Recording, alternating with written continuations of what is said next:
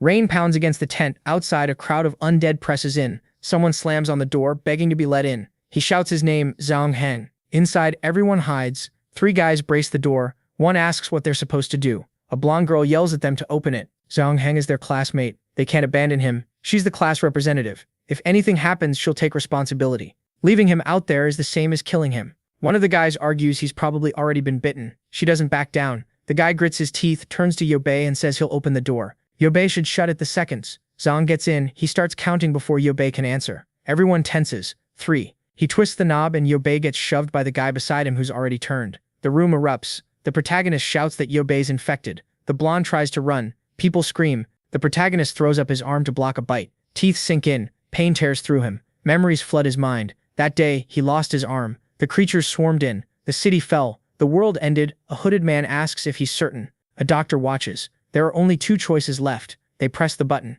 He's back. The moment before the door opens. After surviving an entire apocalypse with 1 arm, he's returned to the beginning. Outside, Zhang pounds on the door again. The blonde Ruoxi demands they open it. She's still the representative. She won't abandon her classmates. Yebei stares at her. She looks younger. She snaps at them. Are they deaf? If they don't open the door, they're killing him. Yebei feels it settle in. His plan worked. He's back to change everything. He calls out to her. What if Zhang's been bitten? How will she handle that? She says no one saw him get bitten. There's no proof. And as representative, she'll take full responsibility. Yebei smiles. Fine. Then she can open the door herself. Ruoxi freezes. The other girls stare at him. She shouts that he's not a real man, making a woman do it. He fires back. Easy to preach when you're not risking anything. In the end, she's just a hypocrite. She screams at him to shut up, says she's not afraid, calls them cowards, tells them to move. She grabs the knob and turns it. The door flies open. Zhang Heng crashes in, already transformed. Chaos explodes again. The door slams to the floor. Ruoxi scrambles up and finds the infected Zhang Heng inches from her face. He lunges. Everyone bolts. Ruoxi grabs the guy beside her, trembling. Then she shoves him forward, yelling at him to protect her. A foot slams into her ribs. Yebei. He kicks her straight toward Zhang Heng. The zombie grabs her by the waist, teeth snapping for her ear. Someone drives a screwdriver into its head. The skull bursts. Blood sprays everywhere. Yebei watches with a thin, cold smile. Ruoxi tumbles outside, still tangled with the corpse. She looks up at Yebei, begging him to save her. He remembers his past life, how she ruined him. He picks up the fallen door. She asks what he's doing. He swings it shut, locks her outside. Then he turns to the others. Why weren't you closing the door? Panicked, the group decides to block the door. They drag over furniture, boxes, ladders, anything they can find, and pile it high. Outside, Ruoxi keeps pounding, demanding to know what they're doing. She begs for help, shouting that she's the class representative and can't be treated like this. No one moves to help her. The others just keep stacking the barricade. Yebei watches in silence. Time passes. The rain stops. Eventually they realize they can't hear Ruoxi anymore. Now the room feels different. Everyone's afraid of Yebei. He used to be the kind one, so why does he feel like a stranger? He glances around. The girls are crying. The guys avoid his eyes. Why do you all look scared of me? He asks. They quickly deny it. The blonde boy thanks him instead. If Yebei hadn't kicked Ruoxi, he would have been shoved out as bait. The mood shifts. People start saying Ruoxi was selfish, filthy. She would have sacrificed anyone to save herself. Yebei smiles faintly. If you're all so brave, he says, let's open the door. I want to take a look outside. They hesitate. Why would he go out there? He shrugs. Maybe kicking her was too much. He just wants to see how she's doing. They protest. There are zombies everywhere. Yebei snaps, telling them to move. Shaken, they clear the barricade and pull the door open. He steps out onto the grass. Morning light spills over the field. No sign of Ruoxi. No Zhang Heng. No zombies. Behind him, the door slams shut. From inside, they shout that they can't let a crazy murderer back in. He'll kill them all. Yebei doesn't even turn around. He walks calmly across the field. Inside, they whisper that he's lost his mind. Then the blonde boy stiffens. A female zombie stands directly in front of Yebei. He keeps walking toward her. She notices him. He smiles and tightens his grip on his tool. Suddenly, he charges. The zombie barely reacts before he caves in her skull. He doesn't stop. He drives her into the ground. Inside, they're convinced now. He's insane. But Yebei is breathing hard. Even for him, that took effort. He crouches by the corpse and digs something out, a small pearl-like object. He smiles. An energy stone, the source of the apocalypse, and the key to surviving it. A footstep sounds behind him. He turns. An old zombie lurches closer. Yebei grabs his tool and rushes it. Moments later, it's down too. Inside, one girl nearly throws up. The blonde boy can't understand it. This is the same coward he knew. How did he change so completely? Whispers spread. He must be pretending. No one transforms like that overnight. One boy suggests letting him back in. He's strong, he can kill zombies. Others refuse. He's a lunatic. He might kill them next. Suddenly the window shatters. Yebei peers in. You guys still in there? He grins. Come out. Killing zombies is pretty fun. They tremble, then someone screams. There's something behind him. A zombie lunges. Yebei doesn't panic. He glances back, lifts his foot and kicks it square in the chest. He grips the tool again and smashes the zombie's jaw. It drops. Another body hits the ground. The group watches from inside, frozen. Yebei wipes blood off his face. No one says a word. He notices them staring. No idea if this stuff infects you, he says. I wanted to stick with you guys, but it's too risky. I don't want to hurt anyone. Then he turns to leave. Hope you all make it. They wonder if he's really walking away. He crosses campus alone, climbs the stairs. This is how it started. Day 1, half the population infected. Government, economy, society gone. Creatures multiply. Fear spreads faster. Professor Zainhan called it the Dark Era. In his last life, he cut off his own arm to survive that first day. 15 years of hunger and torture followed until he met the mechanic, the man who sent him back. Now he walks calmly through empty streets. People peek from hiding. Some think he's fearless. Others say if he's out alone, he must be dangerous. He ignores them and heads toward a park. Zombies stand scattered across it, motionless. They don't react until he turns his back. Then they charge. Someone watching shouts that the kid's dead. An old man mutters, "It's insane to look for food in a world like this." Yebei just smiles. One swing, skull crushed. Another down. A hard slam finishes the third. The onlookers can't believe it. Where did he get that nerve? Behind a curtain, a girl watches too. Sooner or later, I'll kill that bastard, she mutters. After 3 kills, Yebei's breathing hard. Then he hears wings, birds scattering. 3 more zombies close in. Too many. One crawls toward him. He bolts. The earlier noise must have drawn a horde. From another house, someone scoffs that the kid's running straight at them. Yebei spots a convenience store and pounds on the door. He looks into the camera. "Open up. I'm being chased." An old man inside calls it ridiculous. No one would open the door for some random kid. The gate starts rising anyway. A zombie rounds the corner. It leaps. He cracks its head midair. An old woman staggers in next. He drops her too. He dives under the half-open gate and rolls inside. The zombies slam against the door, but he's safe for now. And the place is stacked. Supplies everywhere. A solid base. Behind a computer desk, a little girl watches him.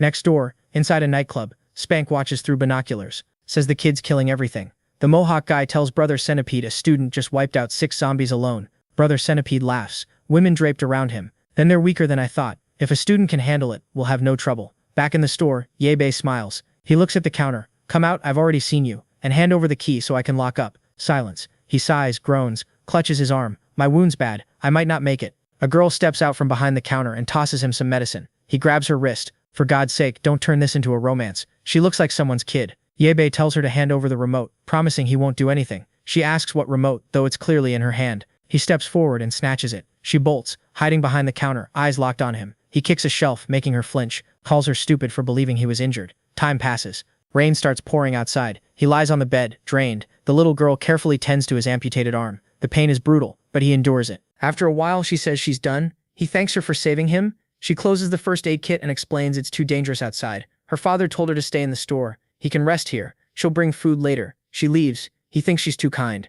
Out of every door he knocked on, she's the only one who let him in. Without her, he'd be dead. Then he hears her voice at the front asking what some men are doing. That jolts him upright. A group stands outside the store. Centipede thanks her for opening the door for his friends. Nervous, she asks if they just want food. He grins. Yes, and now everything here belongs to him. She says her father will be back soon. They laugh. Her father's already been used as zombie bait. Now that she's alone, they can play a game. Yebei stands in the shadows, listening as they kill her. They loot the food, dump her body, and call her an idiot. That was his past life. This time he won't let it happen. First, she needs to understand how cruel this world is, even if she ends up hating him. She knocks on his door. He immediately snaps, asking why she's bothering him. She apologizes. She washed his clothes. They were filthy. He gets even angrier at her kindness, tells her to throw them away and leave. Embarrassed, she agrees. He thinks to himself, with a personality like that, she won't survive long. Still, the hot shower feels incredible. In the future, water will be contaminated. Moments like this won't exist. He finishes bathing.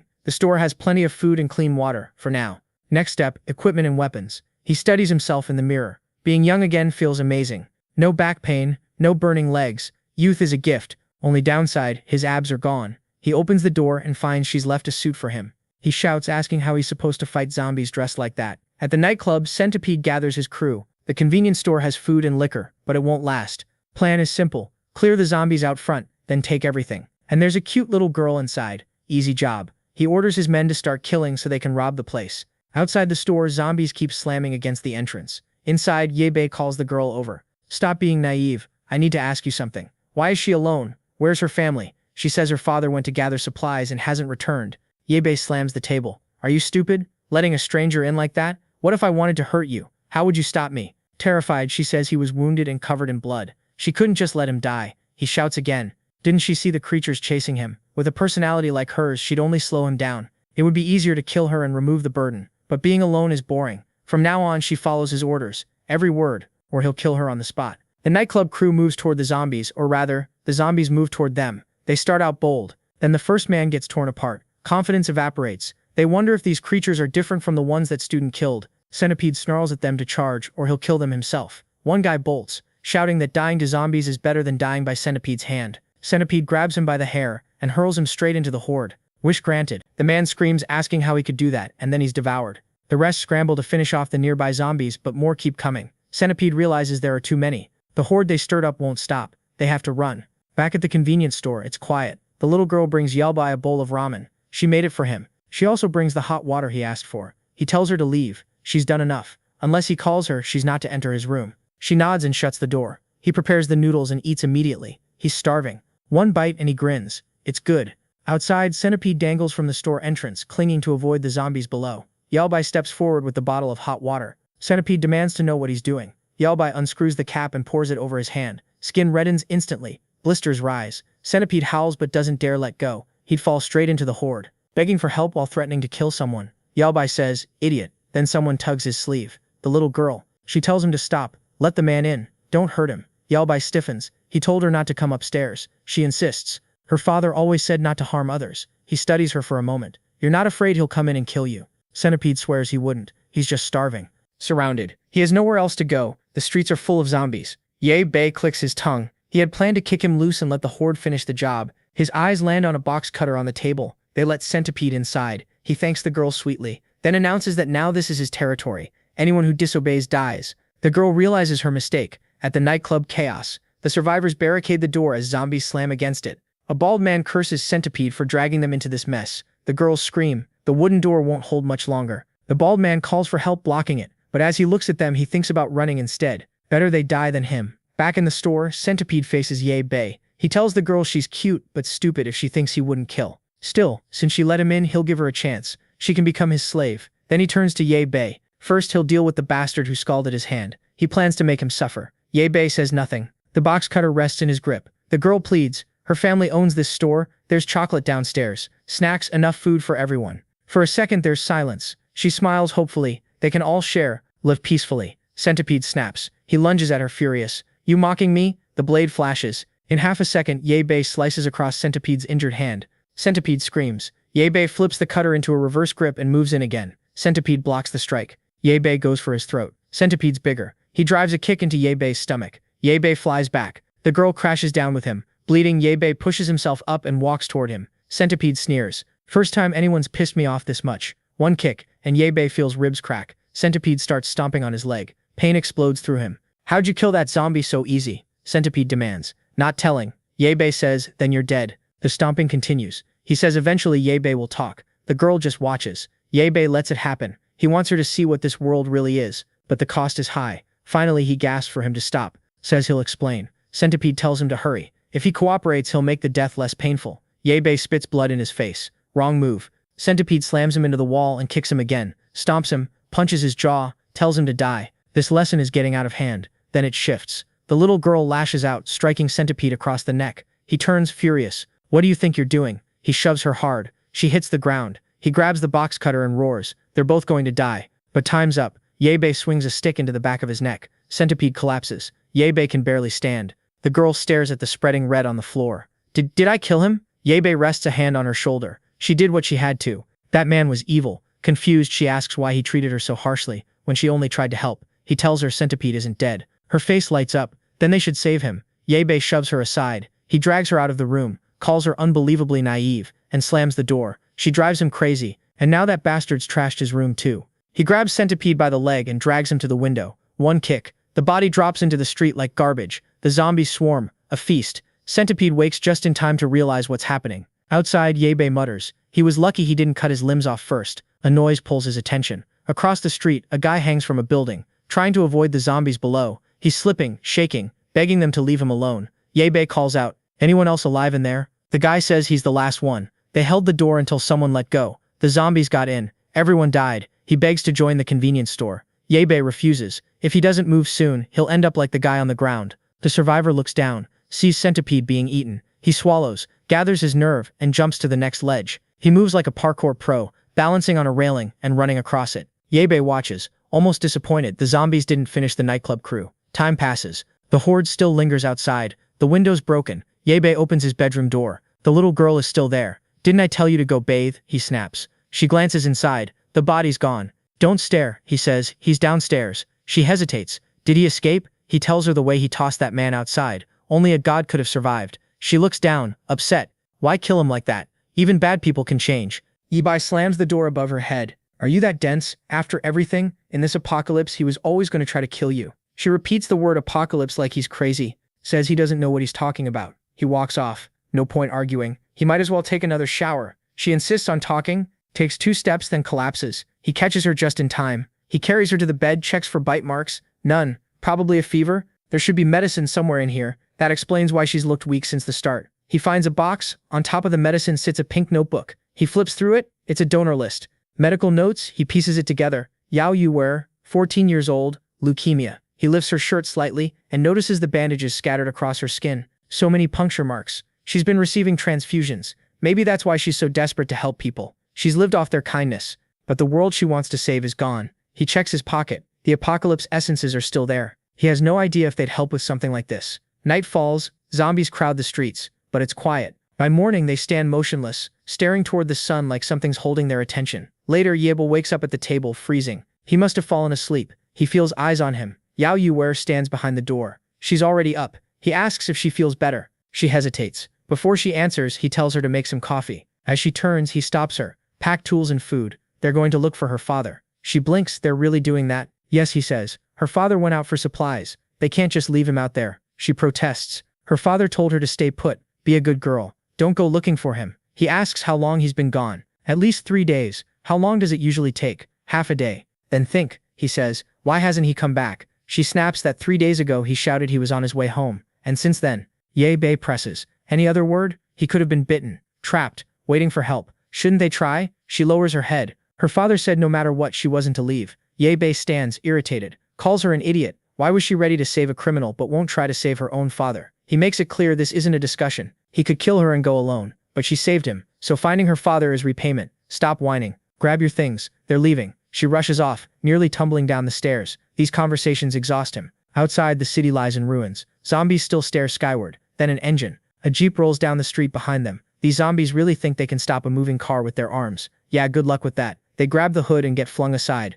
Back in the convenience store, Ye-bei stocks up on food, getting ready to leave. He glances back at Yao Yuer. "Why are you hiding? You done packing?" She looks small and gloomy. "And what are you wearing?" "We're not going to a party." He drops it. "Where are the instant noodles?" She hands them over. He eats while scanning the store, planning. Once that door opens, he'll need to clear zombies and find a working car. Then get her into it without her doing something reckless. That'll be the hard part. She's nibbling spicy sticks. He asks for one. She's still down from being scolded non-stop. Then someone approaches. In the next second, everything explodes inward. Shelves topple. Debris flies. Earthquake? Ye-bei mutters. No. A car has plowed halfway into the store. The door swings open. A bald, chubby man in military gear steps out laughing. Says he's lucky to find a convenience store. He kicks a zombie aside. Good zombie's a dead zombie. He strolls in, eyes lighting up at the snacks. Drops to a crouch, licking his lips. Jackpot. The city center was empty, so he tried this deserted block. Looks like it paid off. A box cutter flashes into view. Drop it, Ye-bei says. Last bug who came in got dealt with. I won't hesitate. The chubby guy reacts fast, hurls snacks at Ye-bei's face.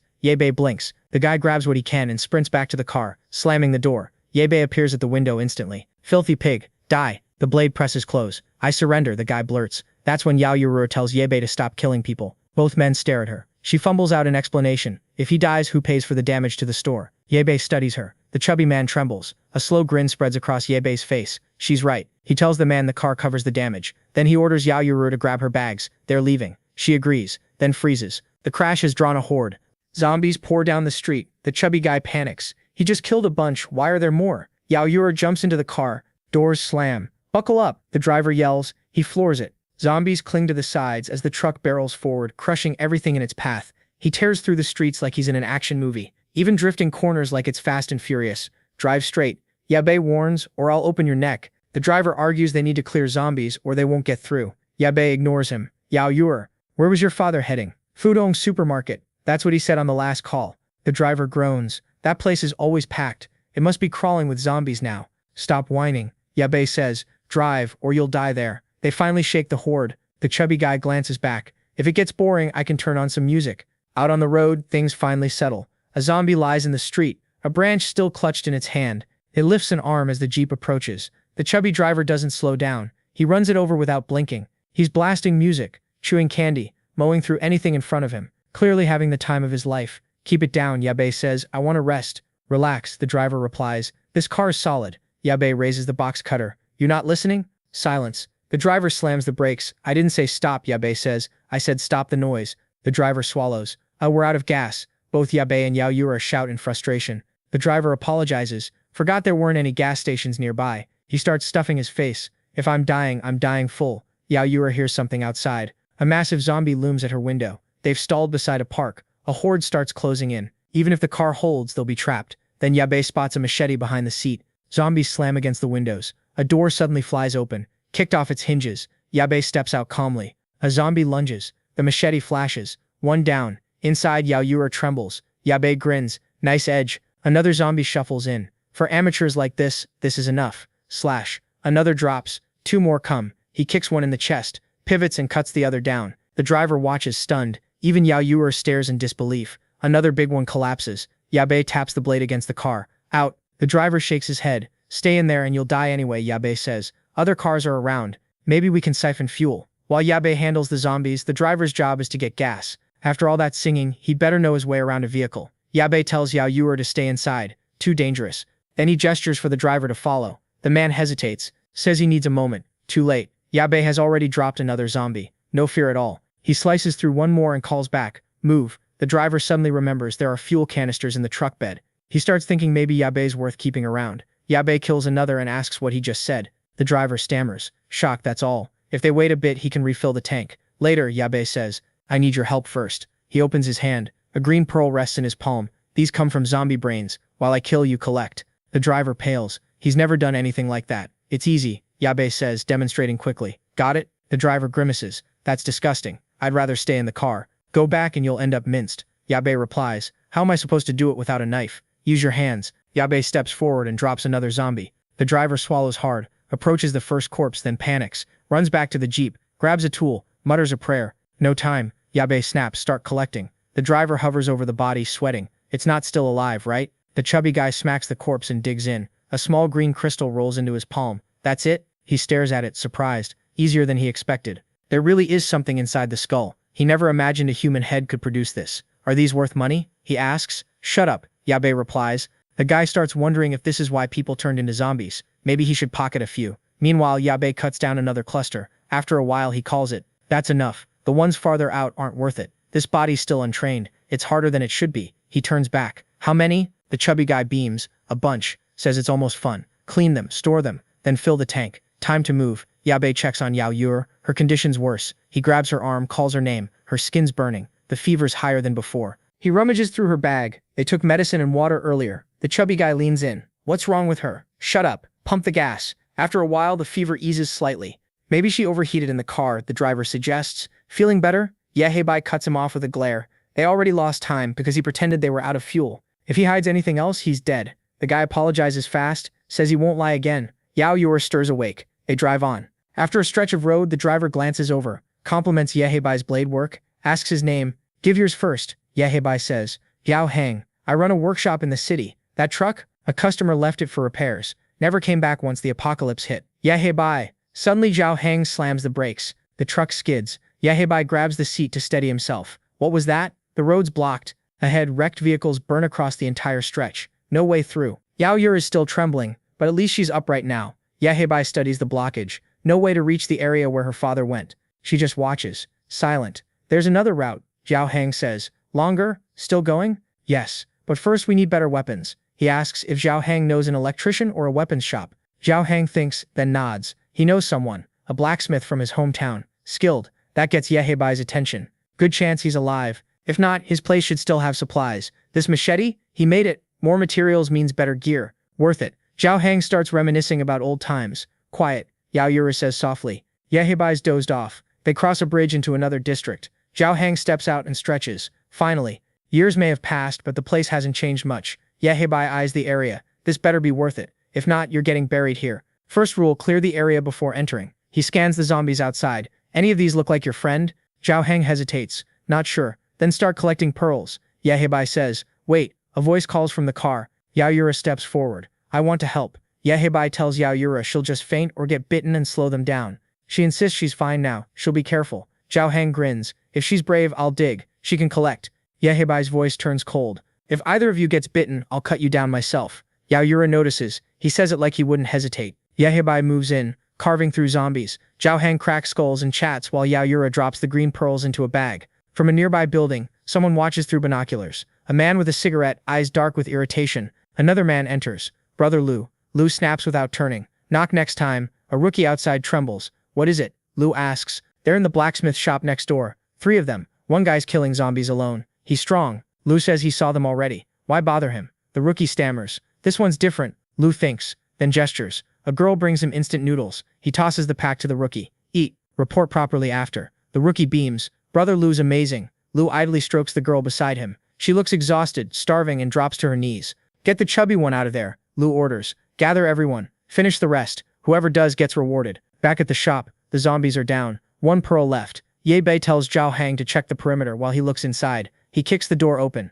A full blacksmith workshop. He scans the room. Anvil, tools, racks of weapons. The forge is still burning. Someone was here recently. Zhao Heng says the place looks intact, but he has no clue where his friend went. Bring pearls and scrap from the cars. Ye Bei says, sharpen your blade. Why not just grab one of these? Zhao Heng gestures at the finished weapons on the wall. In a week they'll be useless. Zhao Heng's eyes widen. He gets it. Ye Bei's forging something new. Move. Ye Bei snaps. Bring the pearls. Zhao Heng mutters about him being hot-tempered. Yao Yura asks what she should do. The forge roars. Pistons pump. Mechanic's first skill. Construction. Ye Bei slides a steel tube into the fire and starts hammering. Zhao Heng watches, impressed. Someone this young knows blacksmithing? Pour the pearls into the cup. Ye Bei orders. Zhao Heng obeys. The pearls melt in the fire, turning into a glowing green liquid. An aura rises from it, almost magical. Ye Bei slices open a bottle of strawberry juice and pours it into the molten mix. The liquid fuses together. He coats the blade with it. The metal absorbs the glow. Then he hammers again. The ringing echoes outside. Brother Lu's group hears it. The rookie looks terrified.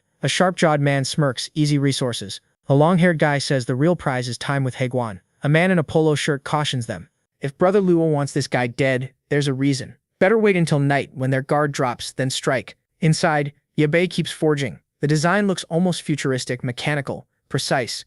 Zhao Heng starts wondering if this kid came from some top engineering university. Ye Bei finishes one piece and immediately starts another. He pulls the first part from the water. Zhao Heng whistles. That electric pattern's sick. Ye Bei just smiles. Materials are ready. Time to show what a mechanic can really do. Yao Yura sets noodles on the table, quietly happy just being near him. She feels safe. Suddenly a hand clamps over her mouth. The long-haired creep drags her back, saying he's taking her somewhere else.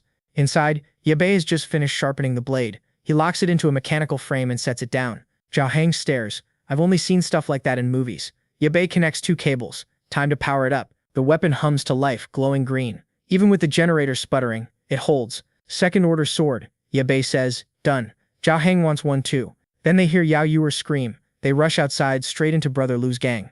Yao Yura hangs limp in one man's arms. Ye Bei's face darkens. The bald leader tells him to drop the weapon, or the girl dies. Ye Bei raises his arm instead. One slash. A shockwave tears through the ground and splits the man in 2. Another tries to flee. Where do you think you're going? A second slash. Metal parts like paper. Panic erupts. They scatter. Behind them, Ye Bei has already made his first headless knight. One of the men yells to drop the girl, if they want to live. The kidnapper refuses. If they don't run, Brother Lu will kill them later. A lightning arc slices past their faces. Ye Bei walks forward, calm. Then Zhao Heng shouts, another horde is coming from behind. These zombies move faster than before, like something changed them. Zhao Heng freezes. What now? Ye Bei grips the blade and charges. Green arcs flash. Zombies fall one after another. Zhao Heng watches in awe as Ye Bei cuts through them in a storm of strikes. But the 2 kidnappers are getting away. They're heading for that building. Zhao Heng yells. Obviously, Ye Bei points. Stop staring. Take the car and chase. Zhao Heng scrambles into the jeep and speeds off. Behind him, Ye Bei keeps carving through the horde. Saving the damsel falls to Zhao Heng now. The fleeing men hear an engine roar. Zhao Heng barrels toward them. They leap onto a bus blocking the entrance to their base. He brakes hard. The bus seals the doorway. He steps out, unsure what to do. Inside, more men watch from the windows. Just one chubby guy? Easy. They step off the bus and warn him to leave the car, or they'll roast everyone inside that building.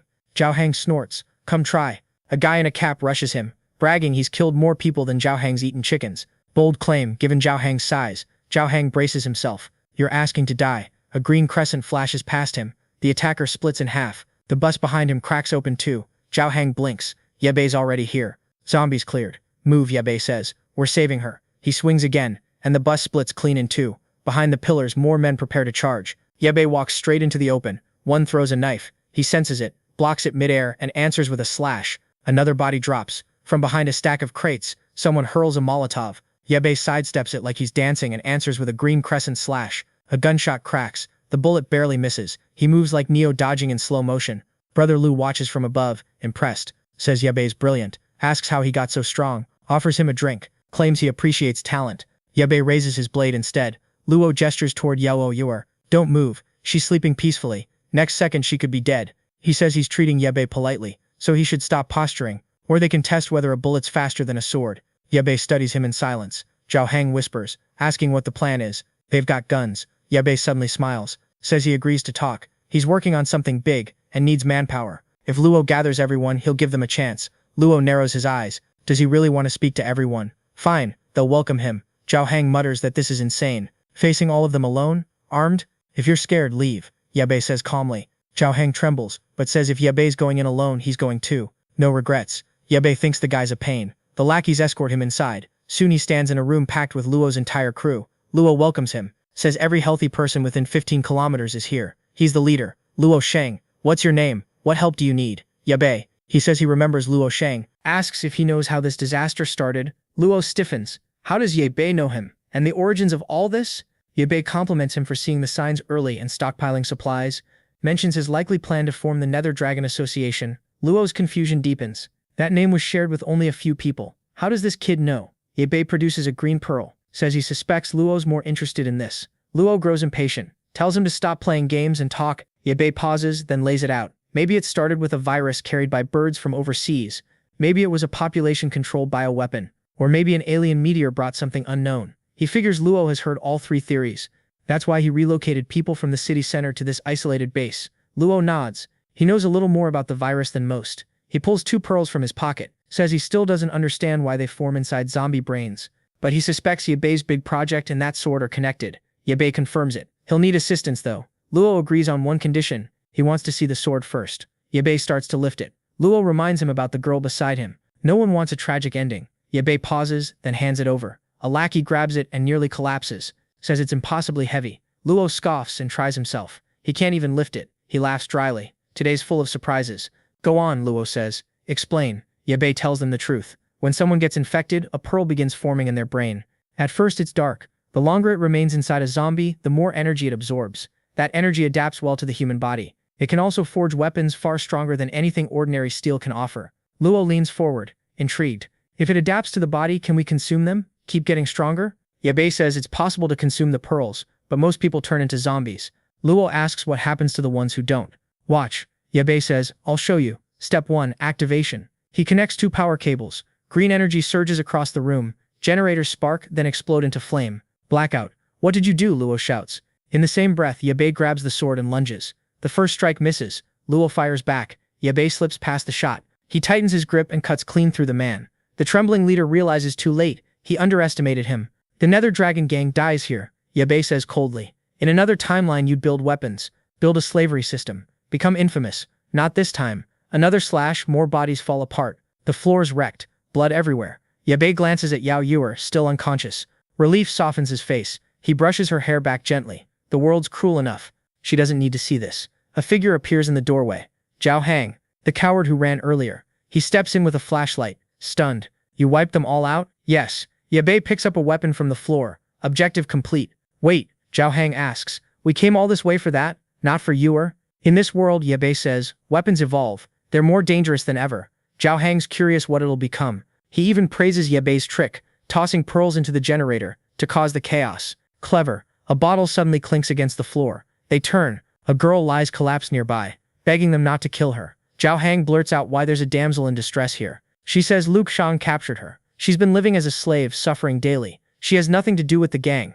Yebei asks if she knows where Luke hid the rest of his supplies. She nods, offers to lead them. As they walk, Zhao Hang asks where she's from. Eastern City. she replies. They stop at an elevator. Storage rooms on the 6th floor. Yebei tells Zhao Hang to stay with Yor. He'll check the storage with the girl. Back in the wreckage, a wounded lackey crawls through the bodies. He sees Luke Shang sliced in half. His eyes land on a pearl. He remembers Yebei calling it black metal energy. Remembers Luke Shang eating it might turn someone into a god. With no options left, he swallows it. His pupils shrink. Veins bulge. He convulses in agony as thunder crashes outside. Yao Yor wakes. Rain pours beyond the windows. She asks where they are. Zhao Hang tells her to relax. She was kidnapped, but they saved her. Yebei returns, noticing she's awake. Find anything? Zhao Hang asks. Yes, but moving it will take until tomorrow. And the girl? She ran. Yebei says, soon as we reach the storage. Strange in this rain. He brushes it off. Forget her. They need rest. After this storm, the streets will be packed with zombies. Elsewhere, a girl showers quietly.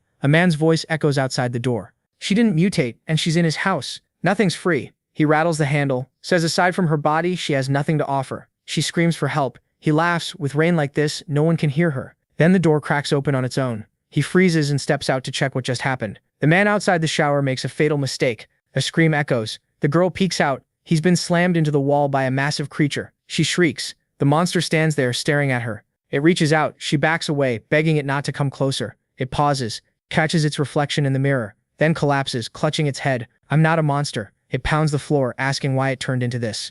Shaken, the blonde asks who he is. He says he was shot. Then he swallowed a zombie pearl. His body started mutating. She's confused. People turn into this by eating the black metal pearls. He says someone named Yebei told him. Took the pearl from a monster's head. Her eyes sharpen. He mentioned Yebei. Suddenly bold, she demands to know where he is.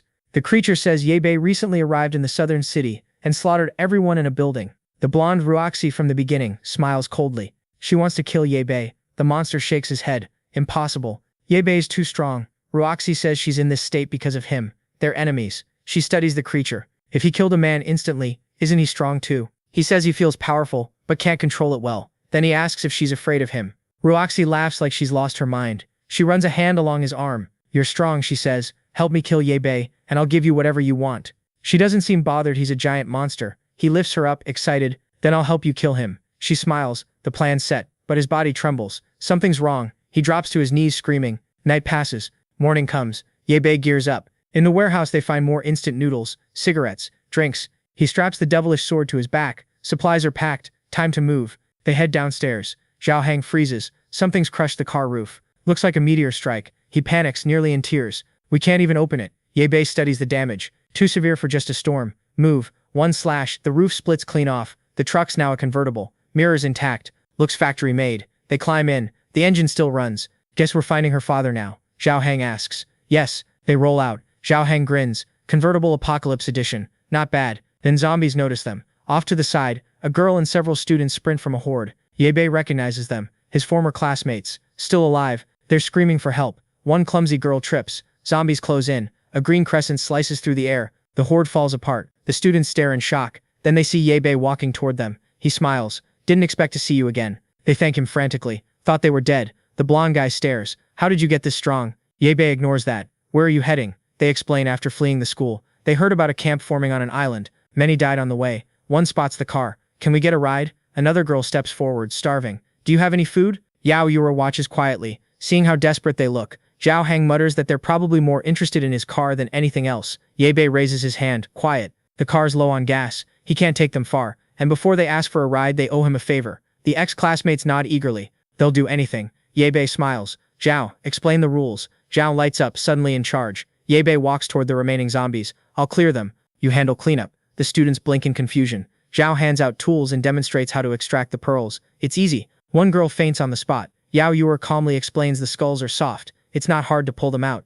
The others stare at her, wondering what kind of life made her this steady. Zhao keeps distributing tools, warning them not to get bitten. The blonde guy whispers, curious why the green dancer wants these pearls so badly. Yao Shibei keeps cutting down zombies while they collect. 2 hours later, the sack is full. Yao Shibei tells them to pass out some food. Zhao Hang snaps. He doesn't like Yao Shibei giving away supplies without asking. The students beg. The chubby guy refuses to hand over even crumbs. Then something lands on the car frame with a metallic crunch. The fully mutated monster stands there, the one from earlier. Yao Shibei recognizes it immediately. An ability user who's evolved. Run, he shouts. A slash nearly takes his arm off. He leaps back and sends out a green crescent. The monster dodges. It's not mindless. It's thinking. Slow clapping echoes. Ruoxi steps forward. The low-cut queen herself.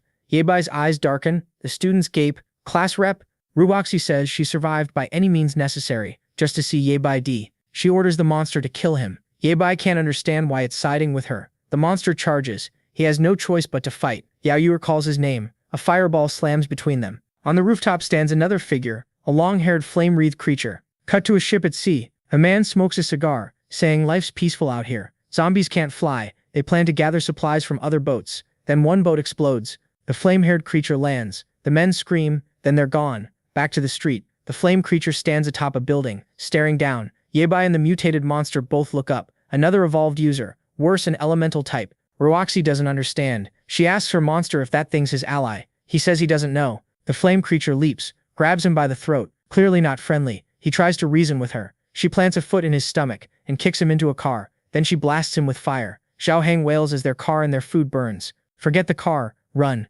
Yebai shouts. He grabs Yao Yuer and moves. Ruoxi screams for her monster to kill Yebai. The monster struggles. This fight's not going his way. Suddenly, the flame creature hurls a fireball straight at Yao Yuer. The ground erupts. Everyone scatters. Yao Yuer falls, but Yebai pulls her clear at the last second. A wall of fire rises between them and their enemies. Move, Yebai yells. Stop staring. Where? Xiao Hang cries. Yebai spots a garage entrance across the street. He bolts for it. Follow me. Behind them, Ruoxi's monster faces the flame creature again. He tries to talk her down. They shouldn't fight. Did she eat the black metal energy too? She mutters one phrase, Black Pearl. The flame creature suddenly clutches her head and collapses. I didn't want to eat it. She says lunatics tied her to a bed and forced the pearl down her throat. She wants them dead. Whoever kills them gets the ashes. Ruoxi's monster nods. He was forced to. He understands. Ruoxi cuts them off. Enough. Yebai's getting away. Arms crossed, she mocks them. How are they supposed to get revenge if they let him escape? The monster assures her he can still track Yebai by scent. The flame creature asks who this Yebai is that matters so much. The black monster says Yebai knows about the pearls. Maybe he even knows how to turn them human again. The flame creature hesitates. If there's a way back, she'll join them. Yebai and the others sprint down the street. A car suddenly hurtles toward them and explodes, blocking the path. The monster lands nearby, saying the fight isn't over. He knows Yebai understands the cursed pearl. Time to talk. Yebai knows he can't avoid this. He tells Xiao Hang to take Yao Yuer and run. He'll buy time. They turn a corner. The flame creature blocks them. Surrounded, Xiao Hang mutters. Ruoxi lounges cross-legged atop a car, laughing. No escape now. Yebai's had enough of her. He tells his friends to stay back and let him handle it. The black monster charges. Yebai dodges. He pulls a Glock and fires. The bullet hits Ruoxi in the shoulder. She screams. The monster freezes. He thought Yebai aimed at him. Another shot. Ruoxi's stomach this time. The monster throws himself in front of her just as Yebai follows with a green slash. He takes the hit meant for her. The flame creature strikes from behind, igniting the street. Yebai rolls clear. A firestorm barrels at him. He deflects it with his blade. Yao Yuer and Xiao Hang watch helplessly. Yao Yuer pulls a hatchet from her bag and hurls it. It bounces off the flame creature's head without effect. The creature turns. Xiao Hang panics. That distraction gives Yebai an opening, almost, but his real target is the pipe overhead. One strike, the pipe bursts. Water pours down, dousing the flames. Steam rises. Yebai lunges and slashes the flame creature. She cries out. He nearly cuts her foot as she staggers back. She retreats. Now Yebai faces the black monster again. You'll pay for this, the monster warns. Both creatures withdraw, battered. They're gone. Yebai stands alone, then drops to one knee, exhausted. Yao Yuer rushes to him. Is he hurt? No, he's just relieved. They survived 2 ability users. Xiao Hang asks where these things came from. Yebai pauses, then explains. When humans consume pearls, most become zombies. But in roughly 1 out of 10,000 cases, someone evolves into an ability user instead. Even rarer, keeping their mind intact. Xiao Hang asks how he knows all this. I'll explain later. Right now, they need to decide their next move. They've lost the car. Lost the food. Yebai frowns. The apocalypse is accelerating faster than it did before. Before it gets worse, he needs to forge something stronger. Outside, it was raining again. Worse, the car was wrecked. Xiao Hang cried, saying they could at least salvage a few supplies. Worst of all, those damn monsters had thrown all the cars in front of the garage to block their escape, so now they had none. He handed the 2 of them a coat, saying it was the only thing he had to keep the rain off. Our boy asked Yuer what was going on. She said she'd been here before. An old friend of her father lived nearby. She pointed toward a mountain. If they followed that path, they'd reach his house. The big guy asked who this person was and if he was still alive. She said he was a little weird, but a good person, or at least she hoped so. His house had high walls, lots of computers, and plenty of food, so he was probably safe. The big guy asked if the guy had a cyber cafe inside his house. Our boy said that since he was her dad's friend, maybe her dad was there too. Either way, it was worth checking. But the horde of zombies was coming up behind them again. Yebai said he'd clear the way, and they should follow right behind. Meanwhile, the other big monster was also tearing through zombies. He walked up to one, ripped out a pearl, said it seemed like enough, and jumped onto the building.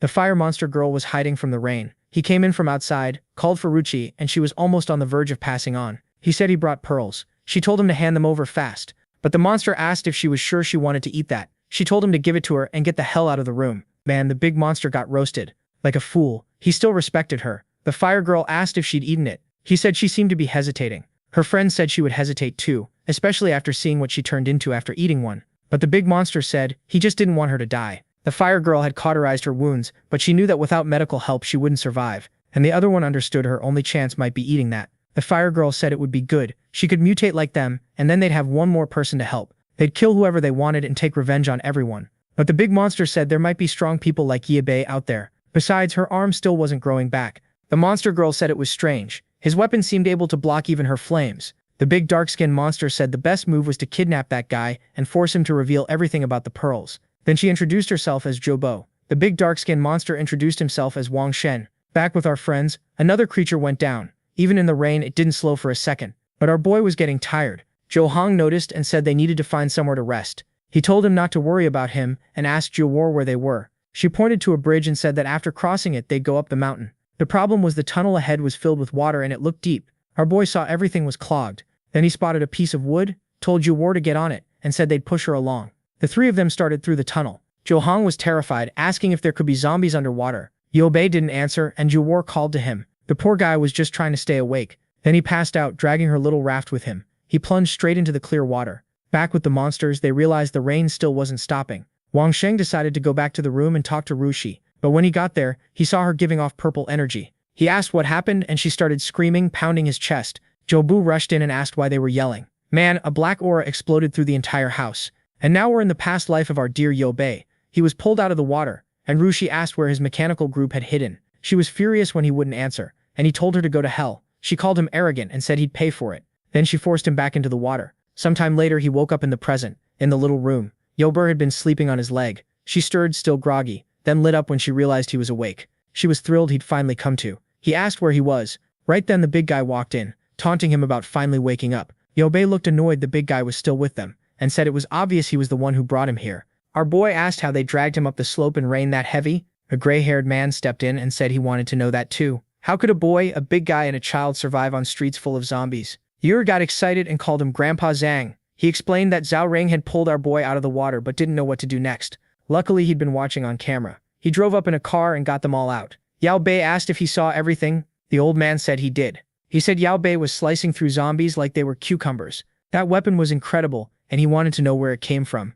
Our boy stood and said he couldn't say, and demanded it be returned immediately. He tried to threaten the old man but his legs gave out and he dropped to his knees, exhausted. The old man said it looked like using that sword drained a person's energy. He apologized for not introducing himself. His name was Zhang and they could call him Professor Zhang. This was his lab, where he researched the zombie virus. Yao Bei seemed to recognize the name.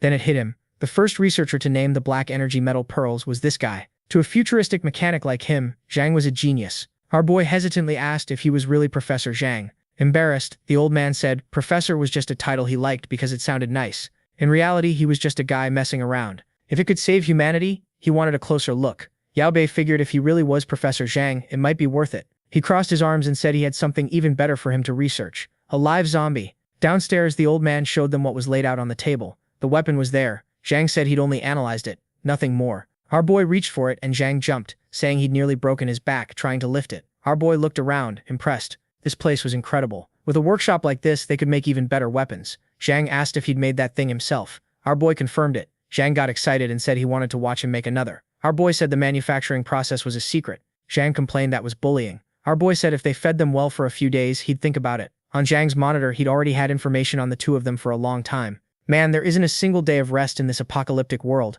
I even feel sorry for these zombies who are stuck with wet feet all the time. Inside the base, Yura watched the cameras. Zhang came in with a coffee and said he was glad she was there. She said she was doing everything she could to help. Zhang congratulated her for keeping an eye out for more survivors. Then he warned her that, unfortunately, there was still no news of her father. She said her father and Professor Zhang were good people, so she was sure he was okay. Zhang stepped closer and asked if the two who came with her were really good people. That student didn't seem normal, knowing so much technology at such a young age, and there was a look in his eyes Zhang had seen in killers before. The big guy seemed normal, but Zhang believed he was hiding secrets. Just then, the big guy showed up and told Zhang to stop badmouthing him. In his view, Zhang was the weird one, living alone in a place this huge, with a helicopter landing pad on top, a bunch of cars, enough gasoline for years, stacks of solar panels, not to mention mountains of food. The old man shouted that the big guy didn't know anything. He'd felt the apocalypse coming for a long time, which was why he'd been preparing. And here this guy was, living in his house, eating for free, and still had the nerve to talk trash.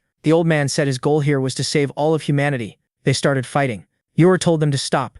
Then, in that moment, the big guy got hit on the back of the neck. Our boy told him not to move. A little blood came out, and Zhao Hang asked what that was for. He just turned and said the zombies' mutation was about to start, so they didn't have much time.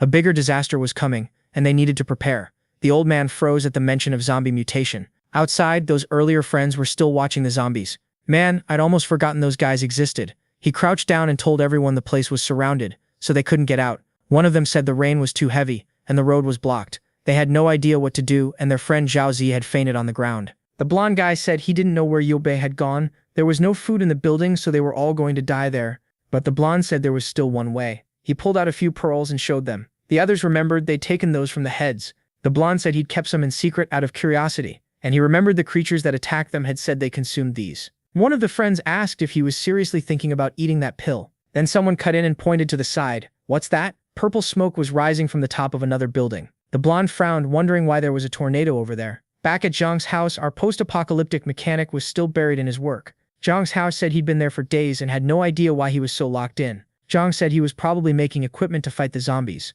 And maybe more of them would turn into things like that black-spined creature, or the one made of fire. Zhang's house said if that happened, everyone there would die. They didn't have any weapons. The old man said he only wanted to build a shelter, not a war zone. Why would he need weapons? Then Yor came running in, calling for them. She said she'd seen her father on one of the cameras. The three of them rushed out. He asked where. She sat at the computer and said the east entrance. She'd even saved the video, told him to look. On the camera, her father was covered in zombie entrails, blending into the crowd. The old man said from the way he moved, it didn't look like he'd turned. Her father used the chaos and slipped away in disguise.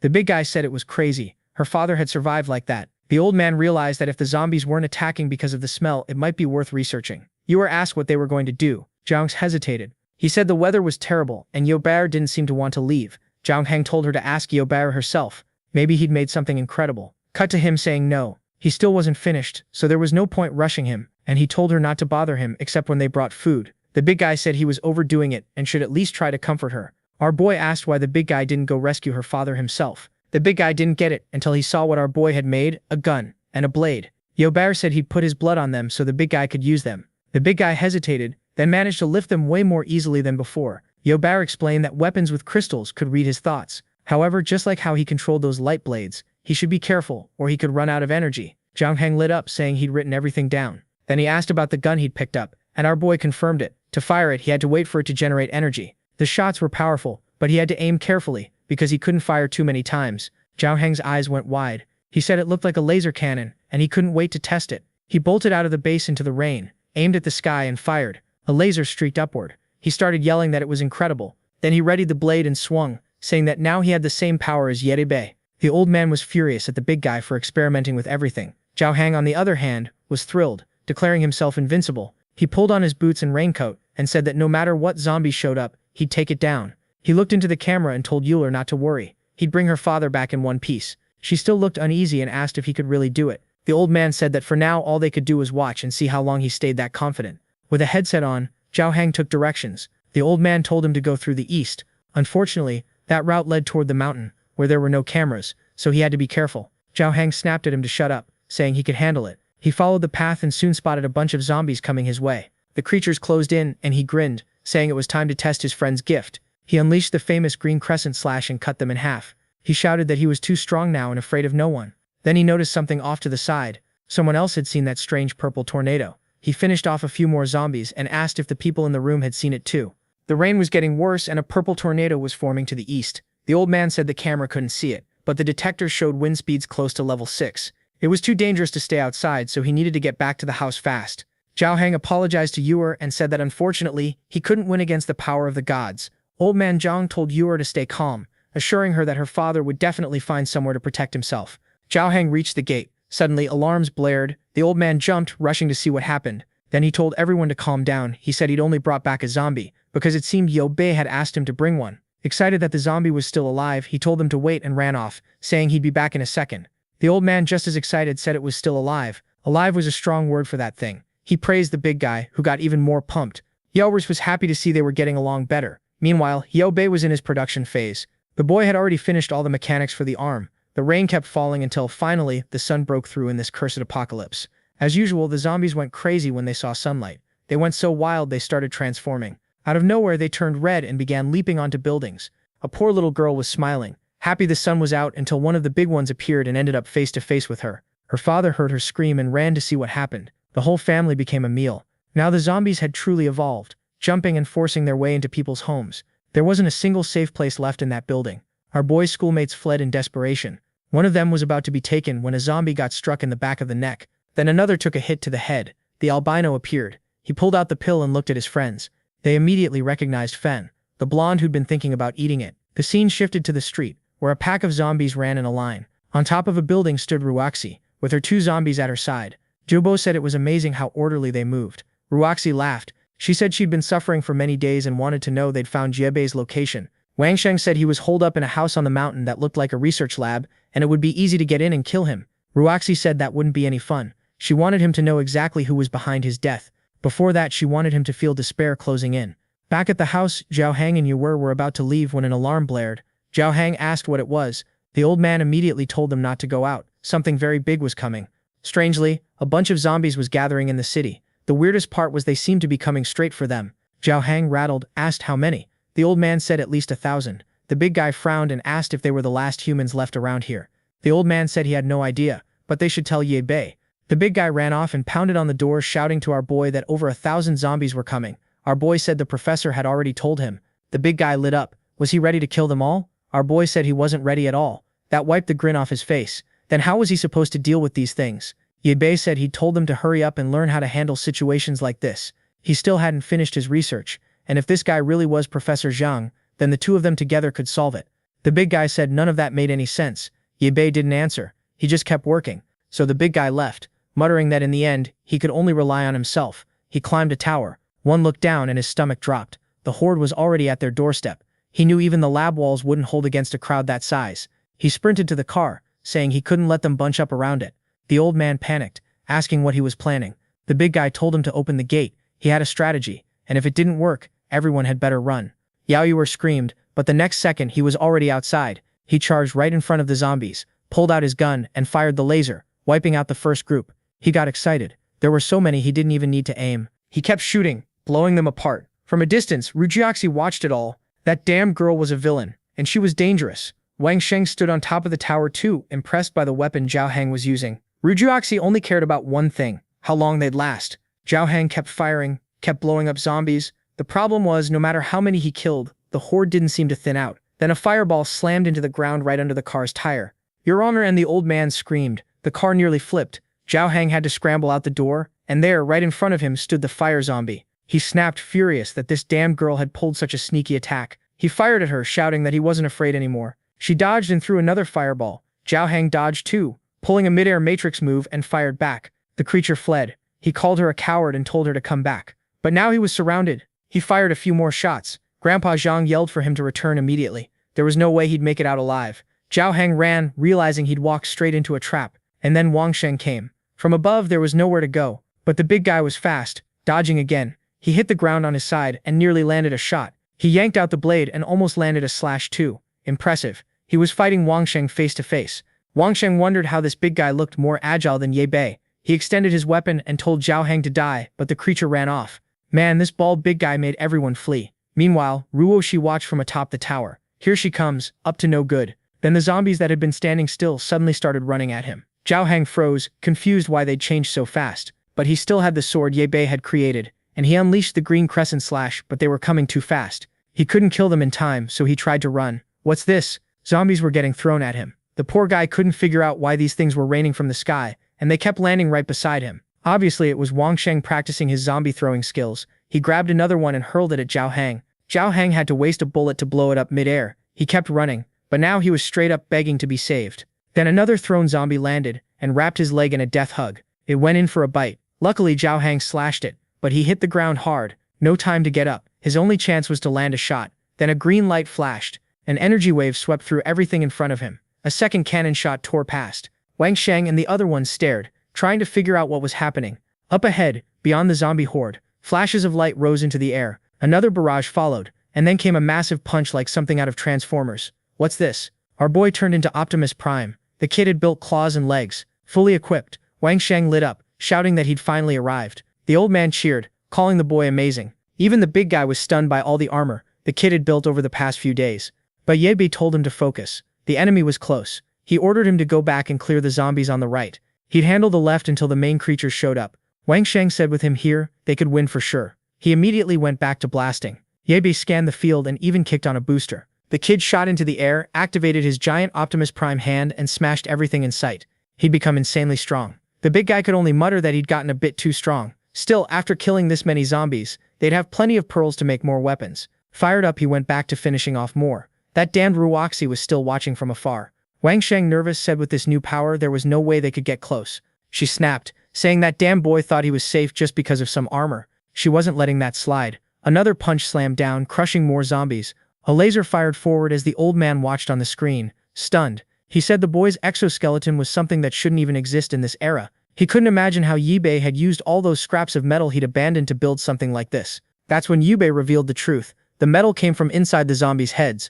The old man froze. Now it made sense why Ye Bei had hidden it for so long. He took off, saying he was going to mess with the zombie they'd brought in, and study it. Outside, Wang Sheng started giving orders to the zombies again, sending them to swarm Ye Bei. The ground began to tremble, and the big guy said it felt like an earthquake. Ye Bei told him to stop thinking and keep killing. Then Ye Bei noticed something off. The zombies were jumping toward him. The moment they got close, Ruchi clenched her hand, and the creatures exploded right in front of him. Ye Bei had no idea what was going on. Ruchi laughed, saying he'd die soon. She kept sending waves of zombies and detonating them in his face. Ye Bei couldn't remember zombies self-destructing like this in his past life. Wang Sheng watched from the side. Jobo said this looked like a fight between two gods, and there was no way they could jump in. Then he revealed Ruchi had eaten 7 pearls to become like this. Her body kept melting and reforming, showing just how much she hated Ye Bei. Jobo wondered if eating more pearls made you stronger, since instead of turning into a monster she'd gain powers. But Wang Sheng said, after seeing what she'd gone through, he had no interest in testing that himself. Ruchi kept sending zombies to explode in front of Ye Bei. By now, he knew someone was controlling them. He turned, blocked an attack, and fired a blast at the tower. Man, the boy had perfect aim, and Ruchi had to dodge. Wang Sheng yelled for her, and like a fool she almost fell, but she managed to float. Then she froze. Ye Bei was already right in front of her with Optimus Prime's giant hand. He fired again, and she yanked zombies up as shields. She threw up a whole barrier of creatures, but they were about to get swept away. She kept commanding them, and he just leaped over the mess and came in with a punch. She barely slipped to the side. Ye Bei opened his giant hand again. She stepped in for the 1v1 and activated hers too, but man, she took a hit straight to the mouth. The poor girl got launched far away. Before she could even react, he pinned her to the ground. Optimus Prime 1, Waifu 0. Ye Bei said if she survived those bullets, she must have consumed the pearls. He asked how many she'd eaten. She didn't answer, just tried to activate the power in her hand. Then came the stomping blow. Man, it's better if you don't try anything else, warrior. She screamed in agony. He told her that in their past life she'd made him lose an arm too, and today she'd pay for it. Then he heard something nearby. Wang Sheng came running in, desperate, shouting for him to let her go. Ye Bei just opened his giant hand and fired. The monster dodged and started circling him. He tried to use the opening and jumped in. Our boy didn't hesitate. With the hand holding Ruoxi, he smashed Wang Sheng's arm. With the other, he activated the laser and hit him right in the chest. Man, bad luck for the fool. He went flying. Seeing Wang Sheng down and Ruoxi captured like it was nothing, Jobo knew she had no chance. Her best option was to run. Ruoxi was still crushed under the giant robot. Ye Bei said it was crazy. She really might be one of the chosen ones, since she'd consumed pearls and still kept a human form. But he also knew how dangerous she was, so to avoid future trouble, he was going to finish her now. Just as he was about to crush her, the zombies started transforming. Ye Bei was shocked. Why had they already reached rank 1? Yao Yuer reported that more and more zombies were surrounding the lab. Zhou Heng was holding the line, but some had already broken through and were climbing the walls. Ruoxi started laughing. She said they were all going to die and become her zombie slaves. Tired of it, Ye Bei threw her far away. She crashed into the zombies. He readied the giant hand and unleashed a double laser. He clearly fled, thinking she was dead, but you know how stories go, she's probably still alive, right? Meanwhile, the big guy was panicking. His gun was out of ammo. All he had left was the sword, and he was surrounded on all sides. Right then, a rank 1 zombie jumped him. He barely got the sword up in time. He wondered if this was some new ability user. He slashed straight down the middle, but instead of cutting clean, it only left a scratch. He was terrified. He looked back. More creatures were transforming. The entire base was surrounded, and they just kept coming. Zhao Hang slashed at one creature's chest and ran. He had no idea what kind of monster this was. The sword wasn't working anymore. Maybe these were the rank 1 mutants Ye Bei had mentioned. Ye Bei kept calling for Zhao, asking if he was okay. At the same time, some creatures jumped the barrier and started closing in on the research area. But Sang stayed locked in on his research and didn't care what was happening outside. Cao tried to escape, but he couldn't find Ye Bei, and he had no idea how to get back into the base. Then Optimus Prime showed up and grabbed the big guy. Cao was overjoyed and asked if their boy could fly now. Ye Bei said it was just a jump with some gliding, then ordered him to go kill the creatures pushing toward the lab. To kill these rank 1 creatures, it would take more than one slash, and he needed to be careful. These things were way more agile than before. The big guy collapsed, exhausted, saying he could finally breathe a little. Ye Bei jumped to the top of the gate, readied the Optimus hand, and started evaporating everything in sight. The problem was, while he cleared one side, the creatures poured in from the other. The big guy was exhausted. He called out to Yuer, saying he was thirsty. Then he heard something nearby and saw a creature coming closer. It was almost on him when he grabbed the blade and stabbed it in the chest. Man, he slammed the first one to the ground and ripped it in half. This kid didn't stop. He hit it again. Yuer showed up, saying she'd brought the water he asked for. She asked if Zhao Hang was okay, and when she got closer, she said this zombie was different from the others. Inside its head, he found a red pearl. Meanwhile, Professor Zhang finally found what they'd been talking about. Even though the stone looked dull, he could see a strange green light inside it. The question was whether humans became mutants because of this metal, or if the metal formed when they turned into zombies. He couldn't wait to uncover all the secrets of that material. Outside, our boy was cleaning up the place. He killed one here, smashed 2 more there. One swipe of his hand, and he finally said it was over. He shouted out, telling the big guy to come collect the pearls, because he'd cleared everything. Zhao Hang gave a thumbs up, saying he was really efficient, but when the big guy saw the pile of dead monsters, he complained it would take forever to gather them all. He turned to Ye Bei and said if Ye Bei helped him collect them, he wanted a mecha too. Our boy said he'd think about it later. Right now, he needed sleep. Then the old man came over. He said it was time for Ye Bei to reveal all the secrets about that strange pearl. Outside, the big guy started digging. There were so many creatures, and the worst part was doing it alone. Back at the base, Grandpa Zhang was fascinated by the rare metal. Ye Bei explained that the pearl starts forming in the brain as soon as a person becomes a zombie. The longer it's exposed to light, the more energy it stores. It was like the zombies could do a kind of photosynthesis. The old man said it was interesting, but after analyzing it, he hadn't found anything that matched what Ye Bei described. He had noticed, though, that inside the item were active metal molecules that reacted to light and heat. It was also extremely resistant, with an affinity for both metal and blood. Ye Bei confirmed it had a special affinity for human blood. That's why the virus spreads much faster in humans than in any other species. And absorbing light makes them keep mutating after a certain amount of time. The old man said that explained why. During the day, zombies would just stand in the street staring at the sun. But today they'd been running around like lunatics. Ye Bei said it was because an ability user was controlling them. The old man asked if he meant the spiked creature or the one that used fire and threw flames. Ye Bei said those two were normal mutants. The one controlling the zombies was a high-ranking mutant from his class named Ru Oxy. The old man was still trying to wrap his head around how this item could cause so many changes in the human body. Ye Bei said they'd researched it for a while, and the only thing he knew for sure was that if you consumed the item, you would mutate. Ability users had always been a threat, which was why they needed to be killed as soon as they were discovered. The old man was overwhelmed by the item, the mutations, and now zombie rankings. He told our boy his school definitely didn't teach any of this, so where had he learned it? Ye Bei said maybe he'd tell him someday, but it would be more valuable if the old man figured it out through his own research. The old man said he wanted to see the new weapons Ye Bei had made. Ye Bei, worn out, said fine, as long as he didn't take apart the Mega, because he was going to use it again. The old man left, excited. Ye Bei said he was going to sleep because he was completely drained. Yura just watched. Today she'd wanted to ask our boy for help rescuing her father, but she knew he'd fought all day and had to be exhausted, so she laid a small blanket over him and sat beside him, thinking about how much she missed her father. The sun was already setting. Outside, the big guy was so tired he couldn't move anymore. He thought it would be amazing to he had an item that could easily extract those pearls. What he didn't see was a creature watching him. It was Zhubo. She thought it was all over after thousands of zombies died in a single day. She figured Wang Sheng and Ru Che were dead too, so she wondered if she should surrender, but she knew they'd kill her without hesitation. She was a monster. Worse, these new rank 2 zombies seemed to attack even creatures like her. She burned through the last of her energy, summoning flames to incinerate them. But if more showed up or more started mutating, she wouldn't have it so easy. The only answer she could see was to eat more pearls and get stronger. Then she froze. Up in a tree sat the albino, that damned Ah Feng just staring at her. She was about to speak, but he stretched out a hand, then sprang away in another direction. He bolted. For a second, it looked like she might chase him. Meanwhile, back at the base, Yor slept. The big guy lay beside her, wiped out after hauling everything back. In the middle of the night, Yor woke and saw Yuba was already up. As always, the apocalyptic mechanic was in the workshop, blowtorch in hand, back at it. Morning came, and we were back at that convenience store from the beginning. Yuer's father approached slowly. He went inside looking for her, but the place was wrecked. On a table he found a message she'd left. She'd gone to find him. Now he had no idea where she was. Outside, zombies filled the area. As usual, they stood still, eyes glowing, staring at the sun. Back at the base, a spiky Batmobile had been born, armored, 4 giant wheels, and the guy who was about to drive it wore a huge grin. Yu Bao was something else. The boy built a whole car in one night. The big guy, buzzing, asked if it was made of rare material, and if it could transform into a mecha. Yu Bao said it was just a regular car, but he'd used 2,000 pearls and 12 rank 1 zombie pearls. The big guy said it suited him perfectly, and asked when they could test it. He wanted out there, ready to find Yuer's father, but Yuer told them to wait. This time she wanted to go too. Yu Bao shut it down. Outside was crawling with rank 1 zombies. She'd die. She said she'd followed every order so far, but this time she needed to find her father herself. Yu Bao told her to stop being stubborn, or he'd have the professor lock her in the lab.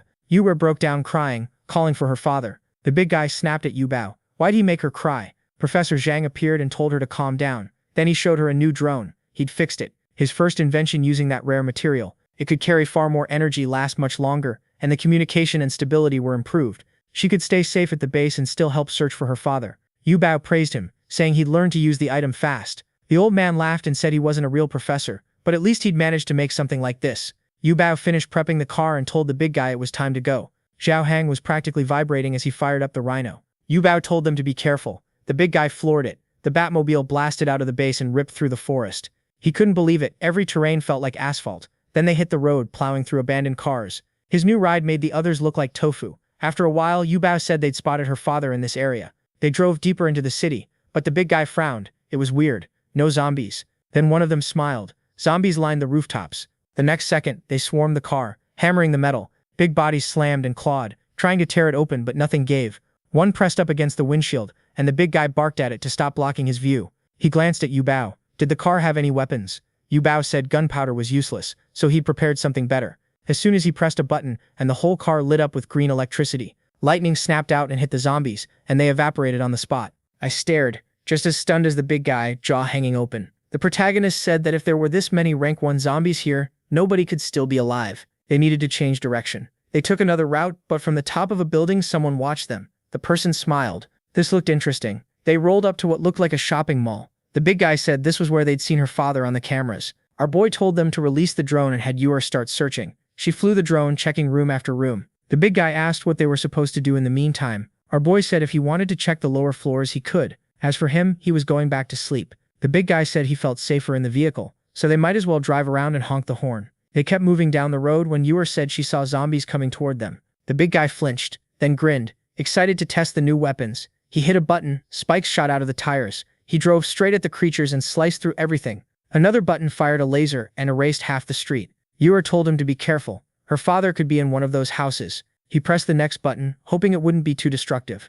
A meat grinder unfolded in front of the car. He ran over the first creatures, and the system informed him he'd obtained another pearl. The big guy's dream of having a collection tool had come true. He leaned over to hug Yu Bei. The car started swerving. Yuer stared, confused. Inside, the big guy had already smacked his head 5 times. Then Yuer screamed. She'd found her father's car. It was about 500 meters away, and she sent the images over. Zhao Hang told her not to worry. They would find her father. But the car was wrecked. The windshield cracked. She panicked, thinking something had happened when he went out for supplies. Yu Bei told her to use the drone and see if he'd left a message. He probably wasn't far. Yuer still wouldn't calm down. She kept asking where he was. Then she suddenly went limp and face planted onto the keyboard. The old man rushed to her, not understanding what was happening. Sometime later, Zhao Heng pulled the car over. Yu Bei asked the professor how Yuer was doing. He said she'd fainted, and her illness seemed to be getting worse. She'd been so focused on finding her father that she forgot to take her medication. Luckily, he had some stored.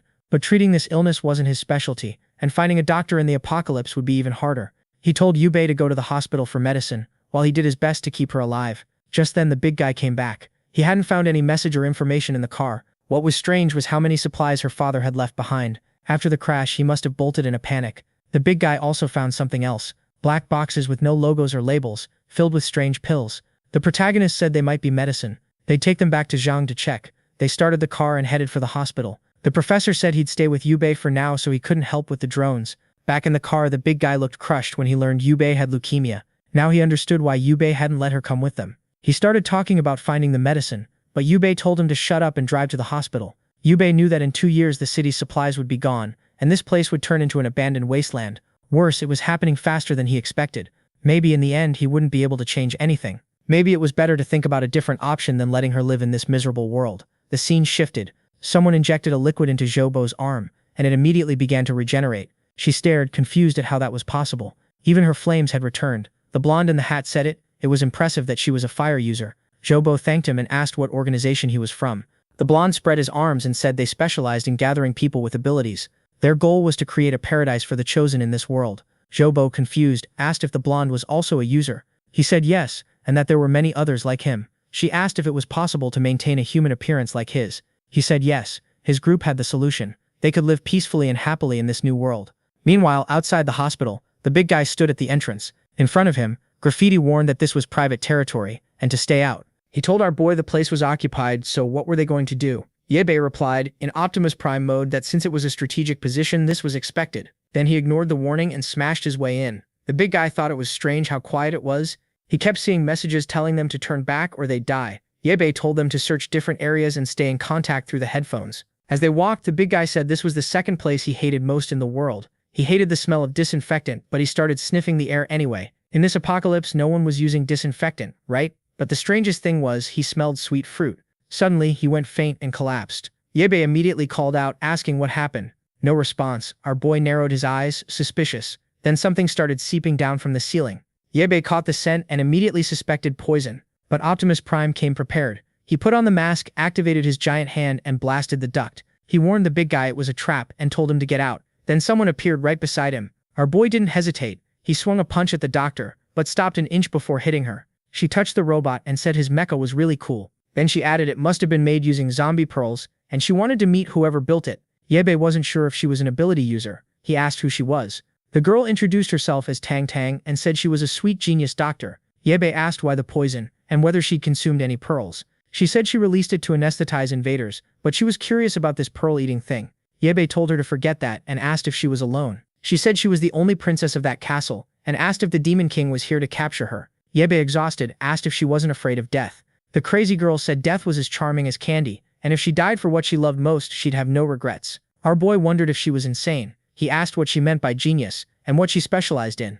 She said she was a doctor specializing in viruses. Now our boy was interested. He immediately asked what she'd discovered about the pearls, and whether she used them to make those poisons. But she didn't want to be interrogated. She told him he was annoying. He kept asking questions, but never answered anything. So if he wanted answers, he had to tell her who created that mecha. Our boy hesitated. Then he said they had a research institute, and if she wanted, he could take her there. The girl lit up, but she warned him she had one more request, and he had to agree. The scene shifted to a desert road, a car parked in the middle of nowhere. Yao Hang called out for someone named Hakun, and asked where she was. The girl answered that she hated people who broke promises, and asked if someone named Xiao Qi had arrived. The guy on the motorcycle, who had to be Xiao Qi, said that after this mission they'd go back and get married. Someone told them to stop flirting in the middle of a mission. A truck started approaching. The three of them, excited, said that just like Xiao had said, they'd follow the plan. The truck passed in front of the car and they waited for the signal. But the big guy asked Xiao Qi where the hell the signal was. Poor Hakun had been hit by the truck. Meanwhile, Xiao Qi was trying to escape, saying things were getting weird. Another car pulled up behind the big guys. That's when he realized their plan had been exposed. The big guy jolted awake. It had all been a dream. He'd passed out from the girl's poison. The doctor stood in front of him with a smug look, and Yebe asked if he'd slept enough. He blinked, still confused, while the crazy girl giggled. She told him she'd used a special poison she created that knocked people out for 3 hours straight. The fun part, she said, was that if she hadn't given him the cure, his body would have turned into a pool of blood. Yebe told them to stop chatting and start loading the items into the vehicle. Tang Tang politely asked Zhao Hang to help, but he dragged his feet. She immediately changed her expression and told him he'd better listen or he'd end up in one of those jars. The poor guy grabbed the jars and got moving. She thanked him, calling them true gentlemen. Meanwhile, Yebe wanted to know who she really was. He remembered that sweet poison from his past life. In the future, one of the main ways to fight zombies was with this kind of terrifying gas. If this girl was one of the first to create something like that, she was worth keeping on the team and worth helping develop it. At the very least, he couldn't let someone like her fall into another gang's hands. A while later, everything was loaded. The car held way more than it looked like it should. She said it was very cute and that it looked like it had been made using pearls. Perfect for a princess like her. The big guy asked Yei if it was really okay to bring along someone this crazy. Yei said they needed her research on the medicines and her help on the trip. Then he heard a noise. A transformed creature appeared on top of a building, a chimera-like lion with many eyes. Everyone froze. When it spotted the three of them, it started drooling. It roared, and the big guy asked if it was another ability user or some kind of zombie. Ye Bai told them to stop wasting time outside and get into the vehicle. The creature leaped. Ye Bai activated Optimus Prime and landed a solid hit on its arm, sending it crashing to the ground.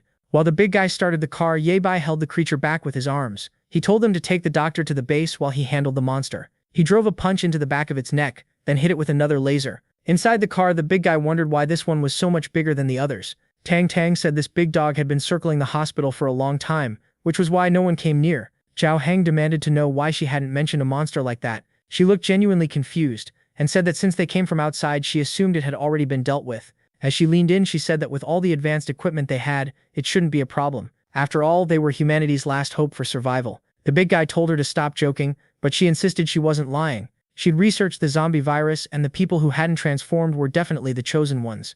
Outside, Ye Bai kept fighting, landing another punch. The timing still didn't match his past life. These mutants weren't natural animals that evolved because of the zombie virus. They were a mix of the virus and advanced engineering, something that shouldn't exist yet. The creature fired a beam, and Ye Bai barely dodged. He smiled. He was finally starting to understand what was happening. He fired again with Optimus Prime, aiming for its neck. The shot deflected and slammed into the building. Ye Bai realized the creature could still reflect his attacks. The beast charged and raked at him with its claws, but he slipped to the side. It grabbed one of the bosses and started wrapping around it. Ye Bai told her to stop being so disobedient and tore 2 pieces from her back. The monstrous creature collapsed, exhausted. She fired another beam, but Ye Bai blocked it with his hand. He said her movements were useless now, and it was his turn. He launched himself forward with the robot. With one strike, he hit her square on the head and started smashing her into the ground. Man, the boy was brutal, and he finished off the monster. Among the remains, he found a massive pearl. Our boy turned it over in his hand and said that once he transplanted something like this, things would get much easier. Meanwhile, the blonde guy on top of the building watched and muttered that this was going to give him a real headache. Ye Bai called the big guy, asking if they could hear him. Unfortunately, they were already too far away, and the signal wasn't working anymore. Time to head back, so he started flying with the Optimus. As he passed the buildings, he glanced sideways and spotted the blonde guy. The blonde waved and said it was a pleasure to meet him. Man, Ye Bai immediately stretched out his hand and blew him up right in front of him. The blonde appeared on another building and asked if Ye Bai had some kind of prejudice against ability users. Ye Bai didn't hesitate and sent another explosion his way. But the blonde said he wasn't interested in fighting. He teleported onto the robot's arm and said he was only there to deliver a message and wouldn't take long. Ye Bai crushed him with his hand. The blonde said if Ye Bai wanted to chat in that position, it was fine with him. He introduced himself as Song Bin and invited Ye Bai to visit him in the northern district. Ye Bai kept crushing him while the doctor said he was interested in calling the medical girl. But when Ye Bai looked at his hand, the guy was gone. So he had some kind of body substitution ability. Not a huge threat, but a nightmare to deal with. And the strangest part was that the damn secret organization was already forming. Ye Bai didn't want to think about it, but he had to prepare for the worst. Even more ridiculous, the name of this secret organization was Secret Organization. Not exactly creative. Still, Ye Bai knew that in 50 years they'd control most of the resources and the Awakened. Their goal was to create a world dominated by ability users. That mutant beast was probably their work, and they'd likely been watching him for a while. It didn't make sense for them to already exist, which meant they probably had someone from the future too. The Batmobile arrived at the base.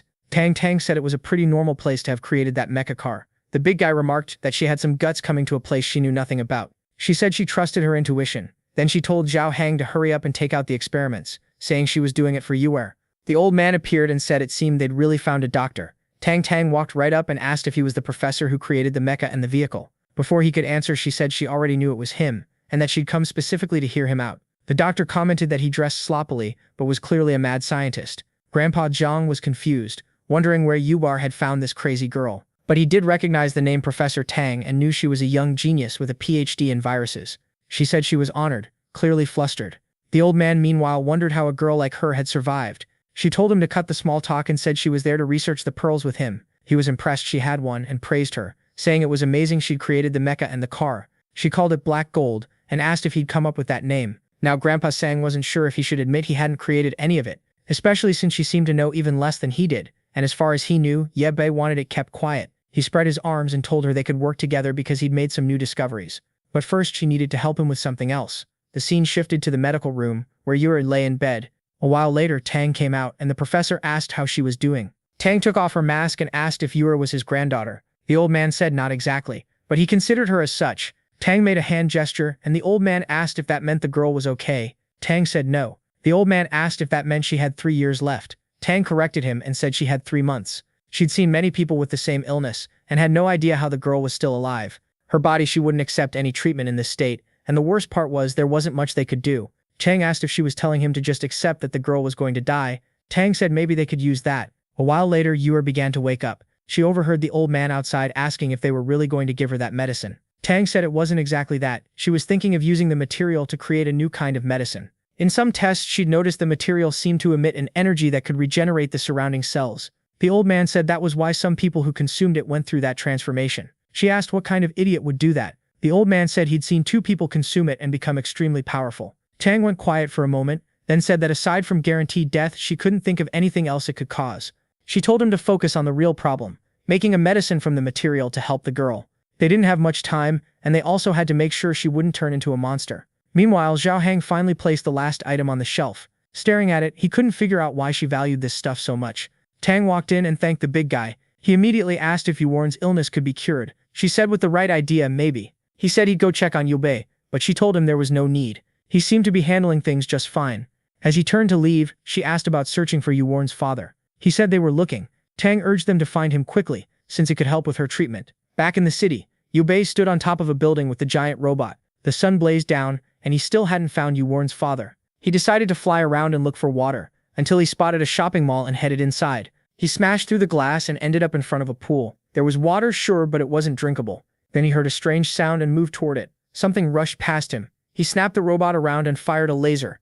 Out of nowhere, the creature burst through the wall and lunged at him. The thing was huge, but luckily the robot arms were huge too. Yubei stared at this new monster and raised his hand to fire again, but the creature knocked him away. He slammed into the wall. He cursed the beast and fired again, but it dodged easily and came at him from the side. Yubei threw a punch, but it was too fast and slipped away again. It landed a hit, but Yubei grabbed hold of it, yanked it sideways and slammed it into the ground. He activated the laser again and hit it right in the neck. The monster fell off and a woman emerged from it.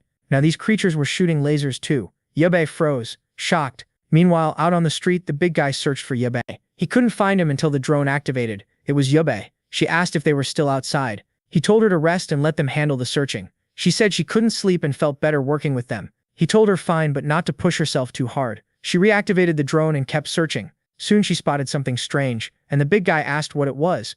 Yubei said a weird group of zombies was heading toward the construction area. They wondered if there might be survivors there. Then she saw a girl lying on top of a container. The big guy looked through the camera and said he recognized her. Yubei asked how. He said she'd been captured by that guy before, but she escaped at some point, and they never saw her again. Yubei said they had to help her. The big guy activated the car's claws. Obviously, he plowed through the zombies, cutting them down. The girl on the container looked confused. Yubei told her to wait for a chance and jump into the car. Yubei Hang kept smashing everything in his path. He pulled up close and shouted for the girl to get in. She jumped into the back, and Yubei said it was time to go. The girl climbed in slowly, asking who they were. The big guy grinned and said they were the rescue team. Meanwhile, on the other side, Yubei was taking a beating as usual. Once again, he slammed into the wall, and the monster came in for the finishing blow.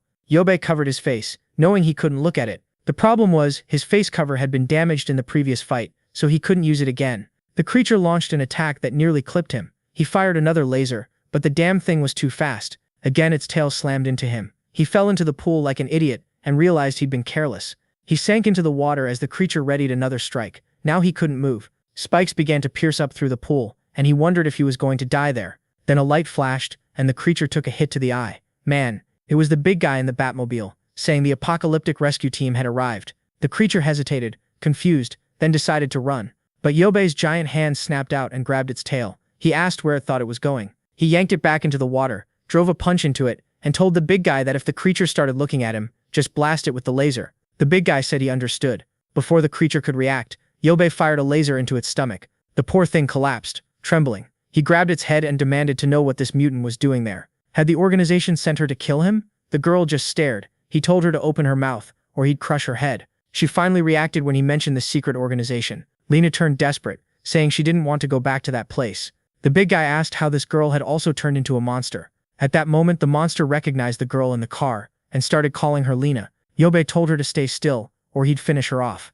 Lena got out of the car and asked if the creature was Annie. Under Yubei's hand, the creature kept calling out to her. The big guy mentioned to Yubei that maybe she was another person transformed by the black material. Lena stepped closer and asked her sister how she'd ended up like this. The girl said an organization had experimented on her. She had no idea how to describe the pain she was in. Yubei told Lena to move away. He said he'd end her suffering. Lena begged him not to kill her. Even transformed, she was still her sister. Yura stepped in front of Yorubei and asked him to wait. Yorubei warned her to get out of his way or he'd smash that drone. Yura pleaded that they had just reunited, and he couldn't take her life like that. But Yorubei argued that anyone transformed had an extremely unstable mind, and it was too dangerous to leave her alive. Still, Lena wouldn't move, she just cried with her sister. Yura begged Yorubei to at least let them talk and see what happened. Yorubei reminded her this creature had nearly killed him, and there was no way he'd let her walk away alive. Then the big guy suggested Yorubei thank Yor, because if it weren't for her, they wouldn't have arrived in time. With that, Yorubei backed off. He released the creature and walked away, calling them a bunch of idiots. The monster stood and asked if they were from the secret organization. Yor said no, they were just moving through the city, looking for survivors. Annie explained that after the transformation, she'd managed to escape, but the organization kept sending giant dogs to hunt her down in this place. Yor asked why she'd attacked Yorubei. Annie said she'd been scared, and thought he was part of the organization. She went to Lena saying it was good to know she was okay, and that she had no intention of hurting anyone there. Yor looked relieved and suggested Annie join their group. They were studying zombies nearby, and maybe she could help. Lena asked if both of them could really be part of that. Yor said it would be a pleasure to help others. The only problem was the monster wouldn't fit in the car. Annie told Lena she'd follow her wherever she went. The big guy asked Yor if she was sure about bringing a monster like this back to their home. Yor replied that they were just two sisters in danger, and helping them was everyone's responsibility. Yorubei got into the car and sat down. Seeing that, the big guy said that since Yorubei wasn't refusing, it was time to head back. So, with the car, the drone, and the monster, they all left. The big guy couldn't believe the creature could move as fast as they did. After a while, they made it back to base. The doctor and Tang froze when they saw the creature, and immediately demanded to know what was going on.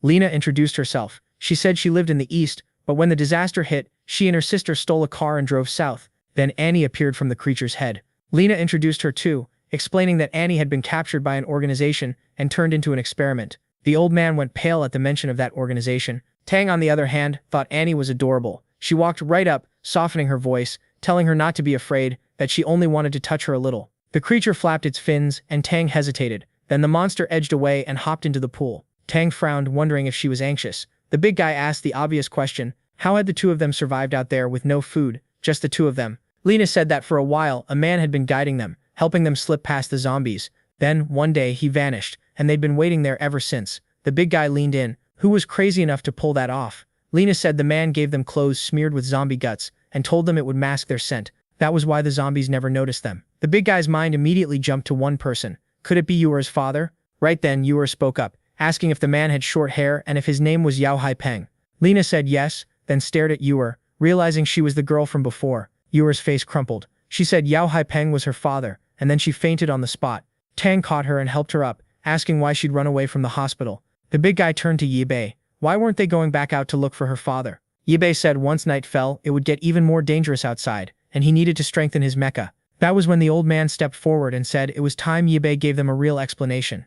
Yibei always seemed to know everything. The old man didn't understand why he kept so many secrets, or what danger there was in telling the truth. The big guy backed him up. If something happened to Yibei, none of them would survive without him. Yibei went quiet for a beat, then nodded. It was time. He told him he was a traveler, from 50 years in the future. The big guy believed him instantly. Now it made sense why Yibei never felt like an ordinary person. The old man looked like he'd been struck. What kind of time travel was Yibei even talking about? Tang's eyes widened. Humans had survived more than 50 years? Yibei said it all started with that pearl, the thing that kicked off the destruction of the world, but also triggered the greatest technological leap they'd ever seen. When they studied its material, they discovered they could send someone's consciousness back into the past, but the person in the past had to be within the activation radius of the item. The old man was horrified. Yibei said that was how they managed to return to the beginning of the virus. They couldn't go any earlier than that. After years of analysis, they never found anything else like it on Earth. That was why they believed it came from another world. The big guy's thoughts snapped into place. An alien invasion? Yibei said if that was true, then the aliens had already won. In less than 50 years, there would be fewer than 10 million people left, and even they would be fighting non-stop just to stay alive. In the end, Yibei had been chosen to go back and reshape everything. Now the big guy understood why Yibei had been so obsessed with gathering the material from the start. He asked how old Yibei really was. Yibei said he was probably close to 70 by now, but every time he returned to the past, he always woke up at the first moment he encountered the virus at school. The problem was, even in the past, changing things wasn't easy. The big guy stared at him, stunned. You could write an entire story with that. Who would have thought? Tang asked if they were destined to be companions in the future. Yibei said he didn't know, but he hoped so. Zhao Hang looked lost. Why was Yibei talking like that? Were more changes coming? Our boy just looked. Yibei looked at Tang and said the virus was evolving, and she must have noticed. Tang confirmed it. Their survival was already a miracle. The zombie virus wasn't spread by bites. It was airborne. They both shot to their feet, stunned, asking how they hadn't turned. Tang said that was why she liked calling them the chosen ones. Some people seemed to have antibodies that let them resist the airborne virus, but she couldn't guarantee a bite wouldn't still trigger a transformation. Yebe added that the truth was they'd all been infected a long time ago. In theory, they'd eventually turn into zombies too. Being immune to the airborne strain didn't mean they couldn't be infected another way. Zhao Heng couldn't believe Yebe had kept that hidden for so long. Yebe said he'd stayed quiet because he'd recently confirmed a suspicion. Someone from the future was accelerating the virus's progression. That group was called the Black Order. The scene switched to Zhou Bo. Turns out Zhou Bo was a man after all. Up until now I'd thought it was a woman. He really did return to normal. I thought the blonde guy was lying to him. Zhou Bo smiled and said that now he was officially a member of the squad. He was thrilled, saying they were incredible. Meanwhile, a white-haired girl watched through a window. Back with Yebe, he said that in this timeline, people were transforming into creatures much faster than usual. The first zombie mutation was supposed to happen weeks later, but this time it happened much sooner, and today he'd run into psychic beasts, creations of the Black Order. He suspected they'd sent agents from the future. The big guy asked why the Black Order had so many weapons and so much knowledge, but didn't seem interested in saving humanity. Yebe said the Black Order believed superpowers were a gift from fate. Their goal was to wipe out humanity and leave only ability users. Tang frowned. It all sounded pretty cringe. The old man suddenly remembered something. He said the black box Zhao Heng brought had pills inside, and when he analyzed them he found the same material. It looked like a catalyst for something, and he wondered if it was connected to the Black Order. Yebe said they were probably contaminating people's water with the virus, which would explain why so many were transforming. The big guy mentioned Yura's father's car was full of those items, so maybe he was part of the group. Yebe said they'd investigate that later. For now, the key point was simple. As long as the Black Order existed, humanity wouldn't survive. He pulled out a map and showed the changes he wanted to make to the base to improve their odds if they were attacked. He asked Tang to keep taking care of Yura. Yebe in turn asked if Yebe was her brother, by any chance. Yebe asked if that would be a problem. She said it was just a medical thing. He told her it had nothing to do with that, then told the big guy to go back and help Tang and the old man get everything ready. Back in the room, Yura slowly woke up. She sat up and saw Lena asleep beside her. Then she slipped out and walked down the corridor. In one of the rooms, Tang was saying Yebe didn't seem to be lying about his story. She took a drink and slumped over the table, saying she'd hoped the problems would end, but they were only getting worse. Yura appeared beside her. Tang asked what she was doing there, and told her to go back to sleep. But Yura said she couldn't sleep and wanted to go outside for a bit. Tang said everyone was sleeping, and soon Yebe would be back to look for her father, so there was no need to worry. Yura said she'd overheard her talking to someone and asked who else was there. Tang said she'd heard right. She pointed at a head and said, "It's him." Yura jumped, asking why she was talking to a zombie. The head belonged to Tang's childhood friend. "A fool," she said. Yura didn't understand, so Tang explained. He was kind-hearted, and she couldn't imagine why he'd wanted to become a doctor. He got rejected countless times, but he kept studying until he finally made it. In the end, he was the only one who stayed by her side. When people at the hospital tried to steal her research, he stood up and told everyone the truth. When the disaster hit, he was the only one who threw himself in front of her. Even while he fought and changed, he kept shielding her. In the end, there were so many pieces on the ground she couldn't even tell which ones were his. Still, she gathered them up, hoping that someday, with future technology, she could put him back together and bring him back. Then she laughed and said she was joking. She knew life wasn't that simple. Yuarks asked awkwardly if she'd liked him. Tang admitted that, strangely enough, he was the only person who ever touched her heart. Then she told Yuark to go back to sleep, because she still needed to talk to Annie later. Meanwhile, outside, Yuar went to find Annie. Annie rose from the water and faced her. They stared for a beat. Yuar introduced herself and asked how Annie was doing. Annie said she had to stay hidden. She couldn't risk the organization finding her. Yuar said what they'd done to Annie's body was cruel, and asked if it had hurt. Annie said even thinking about the past gave her chills, but these days she didn't feel anything anymore. Yuar fell quiet. Annie studied her and said she could tell Yuar was hurting too. She reached out and gently touched her. Yuar asked how she could tell. As the monster was about to say, "Humans are all the same," she suddenly fainted. Annie caught her with her fins, and called for Tang. Tang came running, panicked. She demanded to know what Yuar was doing out there when she told her to go back to bed. Tang pressed a hand to Yuar's head, and said if she kept this up, there'd be no way to save her. Yuar only apologized and said she had a request. She wanted the doctor's help to finish the surgery. Meanwhile, Yuar was working on Optimus Prime 2.0. At the same time in the city, Yuar's father was searching for Annie and Lena. He had no idea where they'd gone, and wondered if zombies had attacked them. It didn't make sense. He'd secured the area, and there shouldn't have been any creatures nearby. And those massive tire tracks in the street, he couldn't imagine what had made them. Then wings beat overhead. He looked up and saw a dragon flying past. It circled a building, and he felt a wave of relief. But in the next moment, a man with a blue beard appeared and said he'd finally found him. Back at the lab, Yuar lay inside a tank.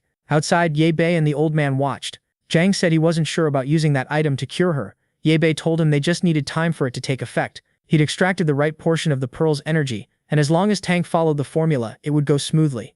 There could be side effects, but at least she'd live. The old man asked if they'd run this experiment many times in the future to know all this. Ye Bei said the cure was called the elixir of immortality, sold to the elite back then. It worked for treating disease, but eternal life was still a mystery. It didn't last long. The old man said a name like that made it sound even more believable. Ye Bei said this was their last conservative option. After that, they'd have to use the material completely and see what happened. The old man nodded. Now it all made sense. That was why Zhao Hang was back out on the streets, searching for her father. He warned Lena the place was crawling with zombies and told her to watch the right side. She started deploying the drone, apologizing because she wasn't used to it. Keeping up with all the camera feeds was hard, and she called herself a bit of an airhead. That's what she told herself. Zhao Hang told her to stay focused. They'd find Yuer's father soon. Lena suddenly said she'd spotted someone who looked like him. On the street ahead of the drone, a hooded man sprinted for his life, fleeing a pack of rank 1 zombies. His cloak wasn't working, so he ripped it off and tossed it. A grenade attached to it detonated right in front of the swarm. It didn't matter. The zombies kept walking through the flames. Then a laser sliced through 1 zombie, and 2 more with it. Zhao Hang drifted hard and stopped right in front of the man, who stared at them, stunned. The big guy swung the car door open and asked if he was Yao Yuer's father. The man looked confused, but our bald friend snapped at him to get in. No time to explain. He'd just been saved and the streets were a death trap, so he climbed in. The car tore off. From a distance, the blue-bearded man watched it all. He asked the blonde guy if he was really going to let the man get away that easily. The blonde said they were part of a special group, so they had to be cautious and take this seriously. The blue-bearded man scoffed. His style was showing up and smashing everything, not playing with little tricks. The blonde reminded him they didn't have that luxury. They had very few people left. That was thanks to the girl who'd used a horde of zombies to attack their base, only to get them all killed. The blue-bearded man found it strange. A girl with an ability high enough to command 1,000 zombies, and she still lost to that base. The blonde said it was a sad situation. They couldn't revive any of the zombies they'd lost. Meanwhile, the car pulled into the base. Zhang rushed out, worried, and asked if it was really a Peng. Yuer's father said it had been a long time and apologized for causing so much trouble. Old Zhang told him they should thank the heavens. He was still alive. Then he sent him inside to take a bath, while they checked on the girl. The scene shifted to a Peng, terrified. Seeing Yuer inside a capsule, he demanded to know what happened. The grandfather explained that when Zhao Heng brought her in, she was fine, but lately she'd been getting worse. What made it worse was that she'd been pushing herself to the limit, trying to find her father. A Peng crumpled, saying he should have come back sooner. The old man told him to calm down. There was still a lot to uncover. He handed a Peng a box and asked where it came from. A Peng knew they'd found it in his car, but he had no idea what it was. Zhang asked how he got it. A Peng said he'd been in contact with a man named Loro, from a group called the Black Group. At first it looked like a charity. Loro gave him these drugs, supposedly to help Yuer, and he never imagined the truth behind them. The old man asked if a Peng was part of the group, and what the drugs were really for. A Peng said the drugs had caused several emergencies across the city. When he realized what the organization was, he wanted out. He kept working with them anyway, hoping he could eventually escape and make it back to Yuer. But when he finally ran and tried to return, a horde surrounded him, and still this happened to her. He said he'd always taught Yuer to spread love and kindness, yet he'd been helping the wrong people. He broke down, calling himself an incompetent father. That's when Tang walked in and told him Yuer was still alive, still fighting. Then she told him to donate blood, since he was her biological father. No one else there could donate. He was their only hope. Peng immediately held out his arm and told her to take as much as she needed. The doctor cheered, saying it was a good thing he had arrived, or she would have had to use that material on the girl. The father looked confused, then shouted that he wouldn't allow it. The doctor couldn't understand why, and Zhang asked what he thought he knew. Peng said he wasn't sure, but the organization was planning a massive experiment. Their target was the entire city of Anchi, and countless lives would be lost. Zhang said it didn't matter. Most of the population was already dead, so there weren't many people left to lose. The father insisted they couldn't use the material on the girl, no matter what. Zhang argued it was the only way to fight those guys, and besides, they had nowhere to run. Peng panicked and said they had to get out of there fast. He bolted, saying he'd grab Yuer and leave. Then someone struck him on the back of the neck. Ye Bei told him to shut up. Peng crumpled to the floor, out cold. Ye Bei turned back. Collect the blood, start the surgery. Meanwhile, in another part of the city, completely intact, something else was unfolding. Inside a bar sat Bluebeard. A long-haired guy asked how they'd all ended up in the secret group. Bluebeard said he only joined because all his companions had died, and he was left alone. The blonde guy beside him said he needed to protect the people he still had. The man at the counter nodded, saying he got it, and that if they could become new partners, it would be incredible. He just expected more people in this so-called secret group. Bluebeard told him not to worry. There were plenty of members they were out recruiting. The blonde guy said he was curious what kind of society the superhumans would build. They didn't need to eat, could switch into combat mode, and weren't even afraid of zombies. Still, he felt it would be hard to get people to unite now. Bluebeard agreed. For now, they'd wait for the consultant's responses. But the blonde guy asked if it was really okay to keep getting information from someone from the future. Bluebeard didn't hesitate. It was the best option, because she knew everything that was going to happen. He told the guy Yu Feng that the consultant had said this blonde guy would become very strong in the future. Yu Feng shot back that if Yu Bei also came from the future, why wasn't he interested in becoming a superhuman? Now that I've realized it, guys, this Yu Feng is that blonde friend of the protagonist from the beginning, the one who turned into the albino beast. Bluebeard said Yu Bei wasn't doing so well. He was a coward who couldn't stand other people's success. But the blonde guy said the last time he saw Yu Bei, he was nothing like he remembered. Bluebeard laughed. At least whoever wronged Yu Bei in the future would probably pay for it in this life. But one thing was certain, they'd have to kill Yu Bei. He was getting in the way. Someone clapped and said he'd heard everything he needed. It was the blonde guy with the hat. He said the world Yu Bei wanted to create was completely different from theirs. For now, they were still trying to inspire the boy to change him. But if he refused, then obviously they'd kill him. Everyone in that room had been born from the black gold. They'd abandoned their old bodies and accepted a new rebirth. Now they needed to dive even deeper into the mysteries of that item, to gain a power their race had never seen. They even had a little slogan, the Shadow Squadron was eternal. These bastards also had 30 different names, for God's sakes. Back at the base, the big guy was half asleep, while our boy worked on the car. He asked Yu Bei about his friends from the future. If they were younger back then, they had to be kids now. Yu Bei said the present and the future had changed. Whether those friends were still alive was anyone's guess, and in this life he might never meet them again. The big guy asked how he planned to rebuild the organization he wanted. Yu Bei said he didn't need specific allies, he needed people who shared the same vision.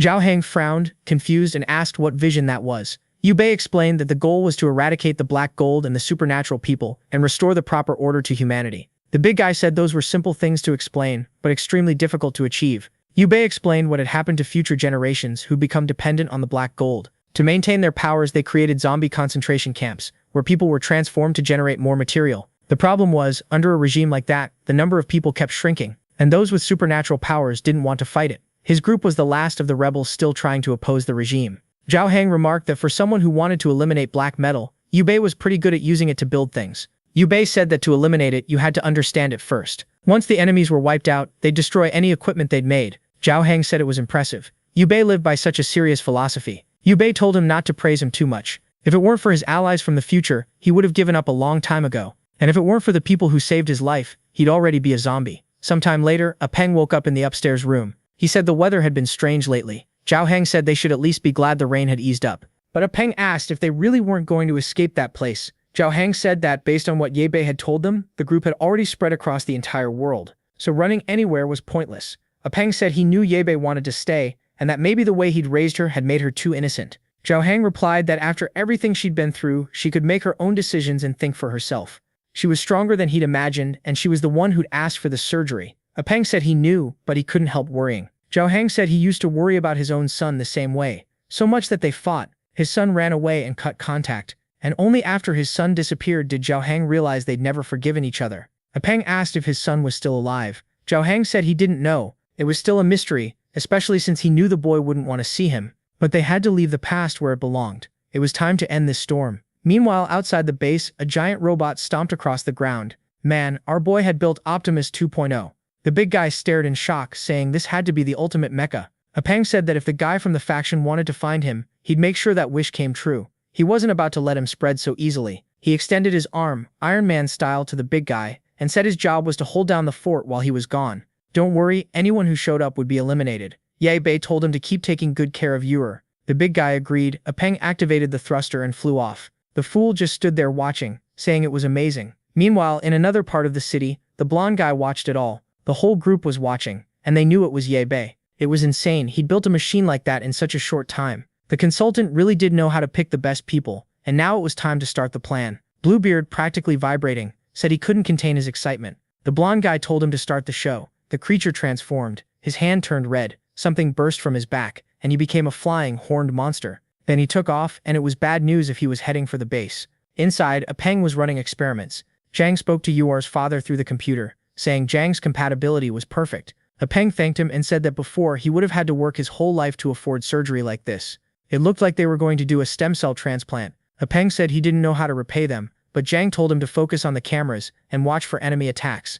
Peng agreed and went back to searching. Suddenly, a purple energy ball flew in and exploded above the base. the whole place shook. Of course it was the transformed Bluebeard hung in the sky. He stretched out his hand again and launched a second attack. The place seemed protected by a barrier, but everything inside still trembled. Zhang wondered if someone was attacking the base. Peng said there was nothing in front of it, and the other cameras weren't working. Meanwhile, the big guy had already run to the car, warning everyone there was a giant winged monster throwing fireballs. With a surprise attack like that, it had to be that strange organization. Zhao Heng immediately told them to open the gate so he could go out and deal with it.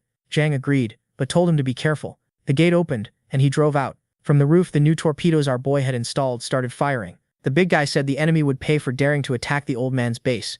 The laser fired, and Bluebeard jerked in surprise. The bastard barely dodged it, but the next volley was already coming. Meanwhile, Ye Bei was flying far from there. It felt wrong that the communicators had gone out like he was entering territory controlled by those guys. He'd have to be ready to go all out. Then he felt something. He veered aside and dodged an attack. Several robots stood on the ground, made from black metal. He recognized them immediately as Black Guild work, so now he was sure someone had come from the future. He fired a laser, but the creature defended itself. Ye Bei had to admit, they already had that kind of tech. He shot up, stomped on the creature's head, and punched another robot. The Transformer-style battle was on. He dodged another strike, pulled out a claw, and drove it into one of them in the chest. As soon as the first one fell, he looked up and saw 5 more coming. Why were there so many? How long had these people been back from the future? He answered with a barrage of missiles. They hit dead on. 4 exploded in the sky, and he finished another with a laser. Back at the base, the big guy kept trying to tag Bluebeard, but the thing just kept dodging. The long-haired guy asked if they were going to invade the base now.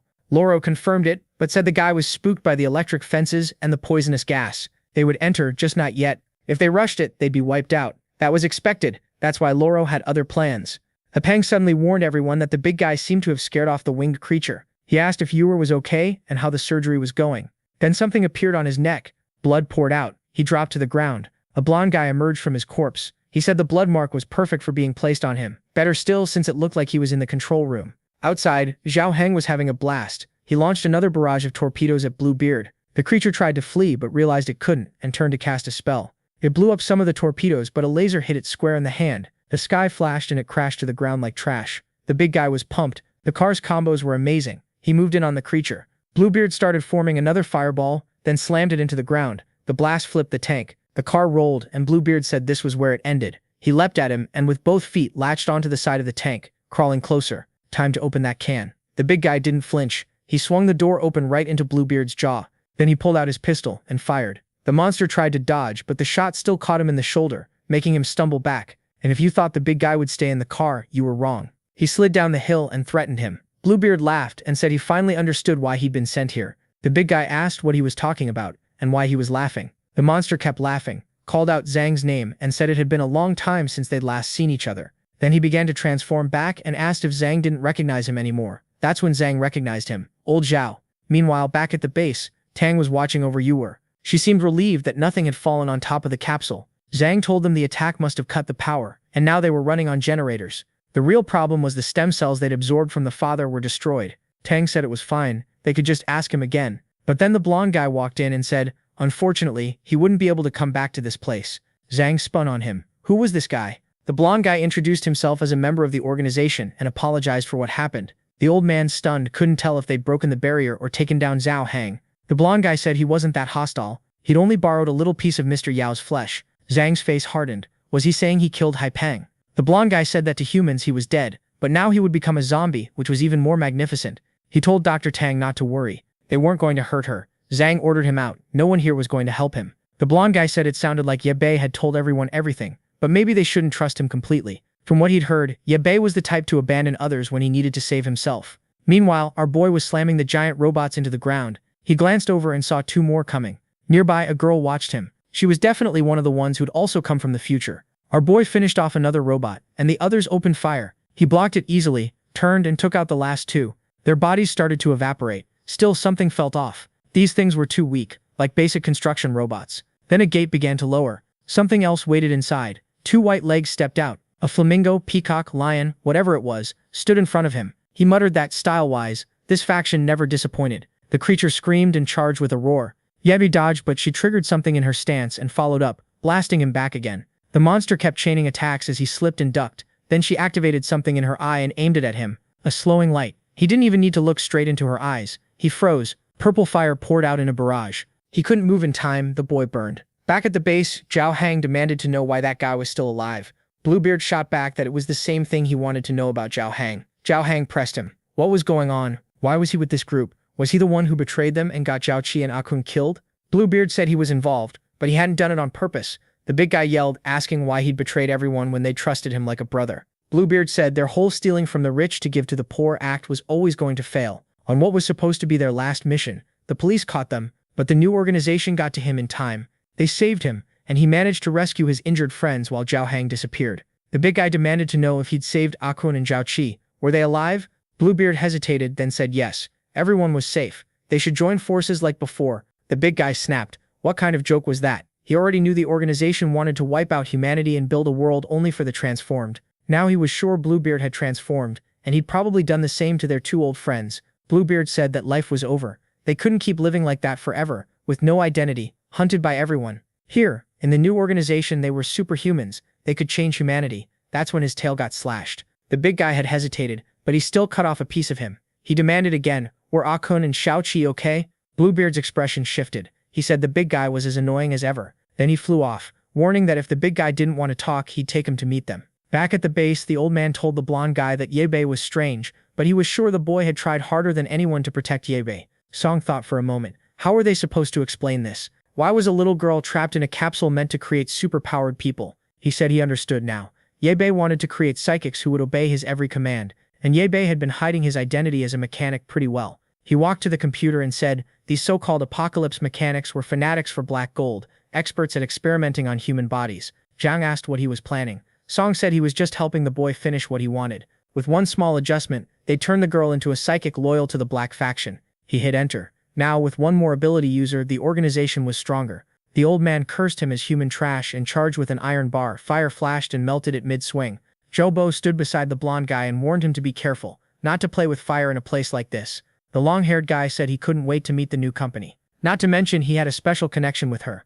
The blonde guy ordered him to deactivate all the defense tools. He said he was on it, then started shouting in frustration, furious there was nothing to burn. Then he spotted Lena on the ground. Could he burn her? No one said they needed her alive. The blonde guy approved. He walked over and told her to scream a lot when she started cooking. He grabbed her arm and the whole place shook. The ceiling crumbled. Transformed Anne appeared. The old man froze. Anne activated her eye power. Man, the next second she'd already finished off everyone in the room. Bodies hit the floor. Zhang thanked her and told her to take care of those bastards in the lab. Tang rushed to the computer, trying to undo Song's changes, but she couldn't. Anne activated her power again, this time toward Izru. Tang stared, impressed. How was that power weakening the strength of the black metal? If that was the case, she told Anne to keep doing it and slow the mutations. Tang remembered Ye Bei telling her to activate the backup protocol in an emergency.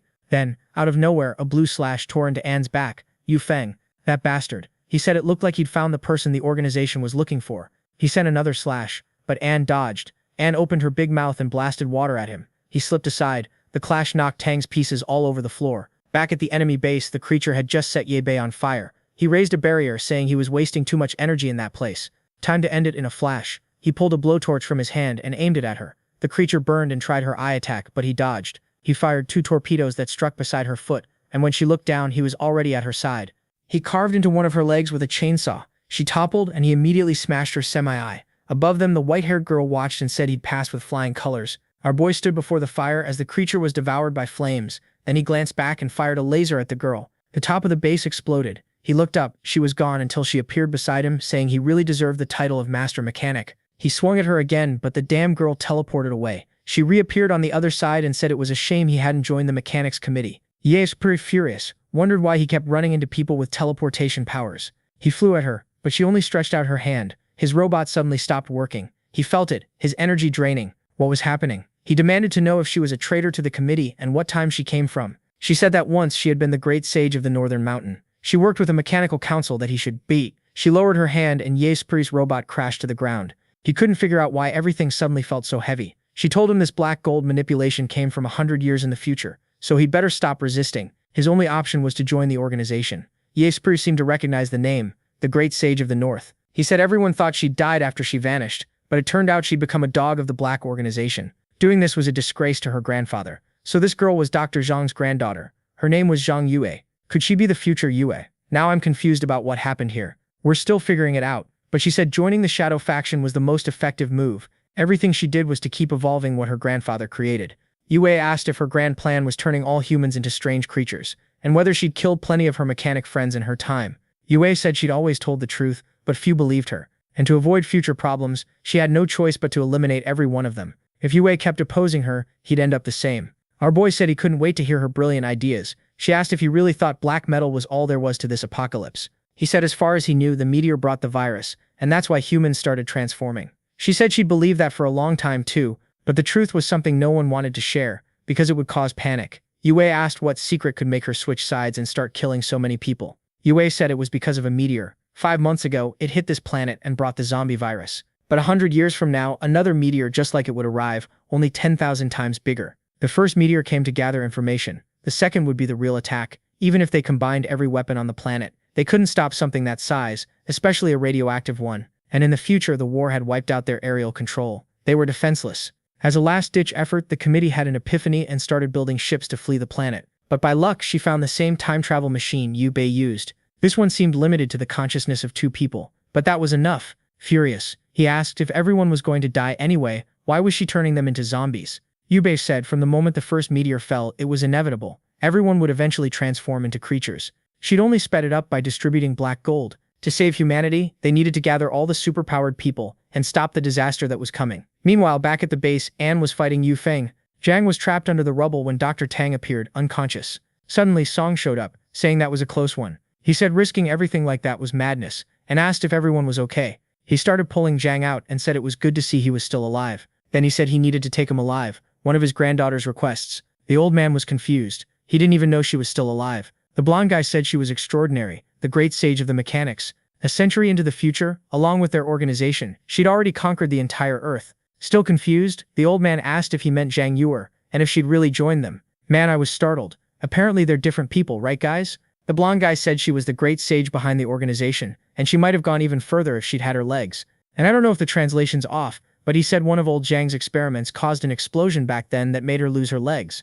Apparently Mr. Zhang's son sent her abroad, but she never held a grudge against the old man, and that hit Song hard. He said Zhang must feel guilty, so it would be good for him to meet her. After all, he figured that's why Zhang tried so hard to take care of Yue, because they looked alike. He then kicked Shobo in the farce. He smacked his head, telling him to wake up. He ordered him to bring the old man and Dr. Tang. They were heading back to the base. Then someone walked in. They looked lost. It was Yue's father, transformed. The blonde guy snapped at Shobo to finish everyone off and take them away. But Shobo was on the ground shaking. Zhang's friend had gotten back up, covered in filth, and was closing in. Shobo threw flames, but the thing didn't even react. Zhang woke and saw Xiao Xing protecting her again. The blonde guy kicked Yue's father. At a moment like this, nothing could go wrong. The old man shouted for Apeng. Right then, Yue's capsule started to glow. Outside, Lena watched Anne, beaten to a pulp.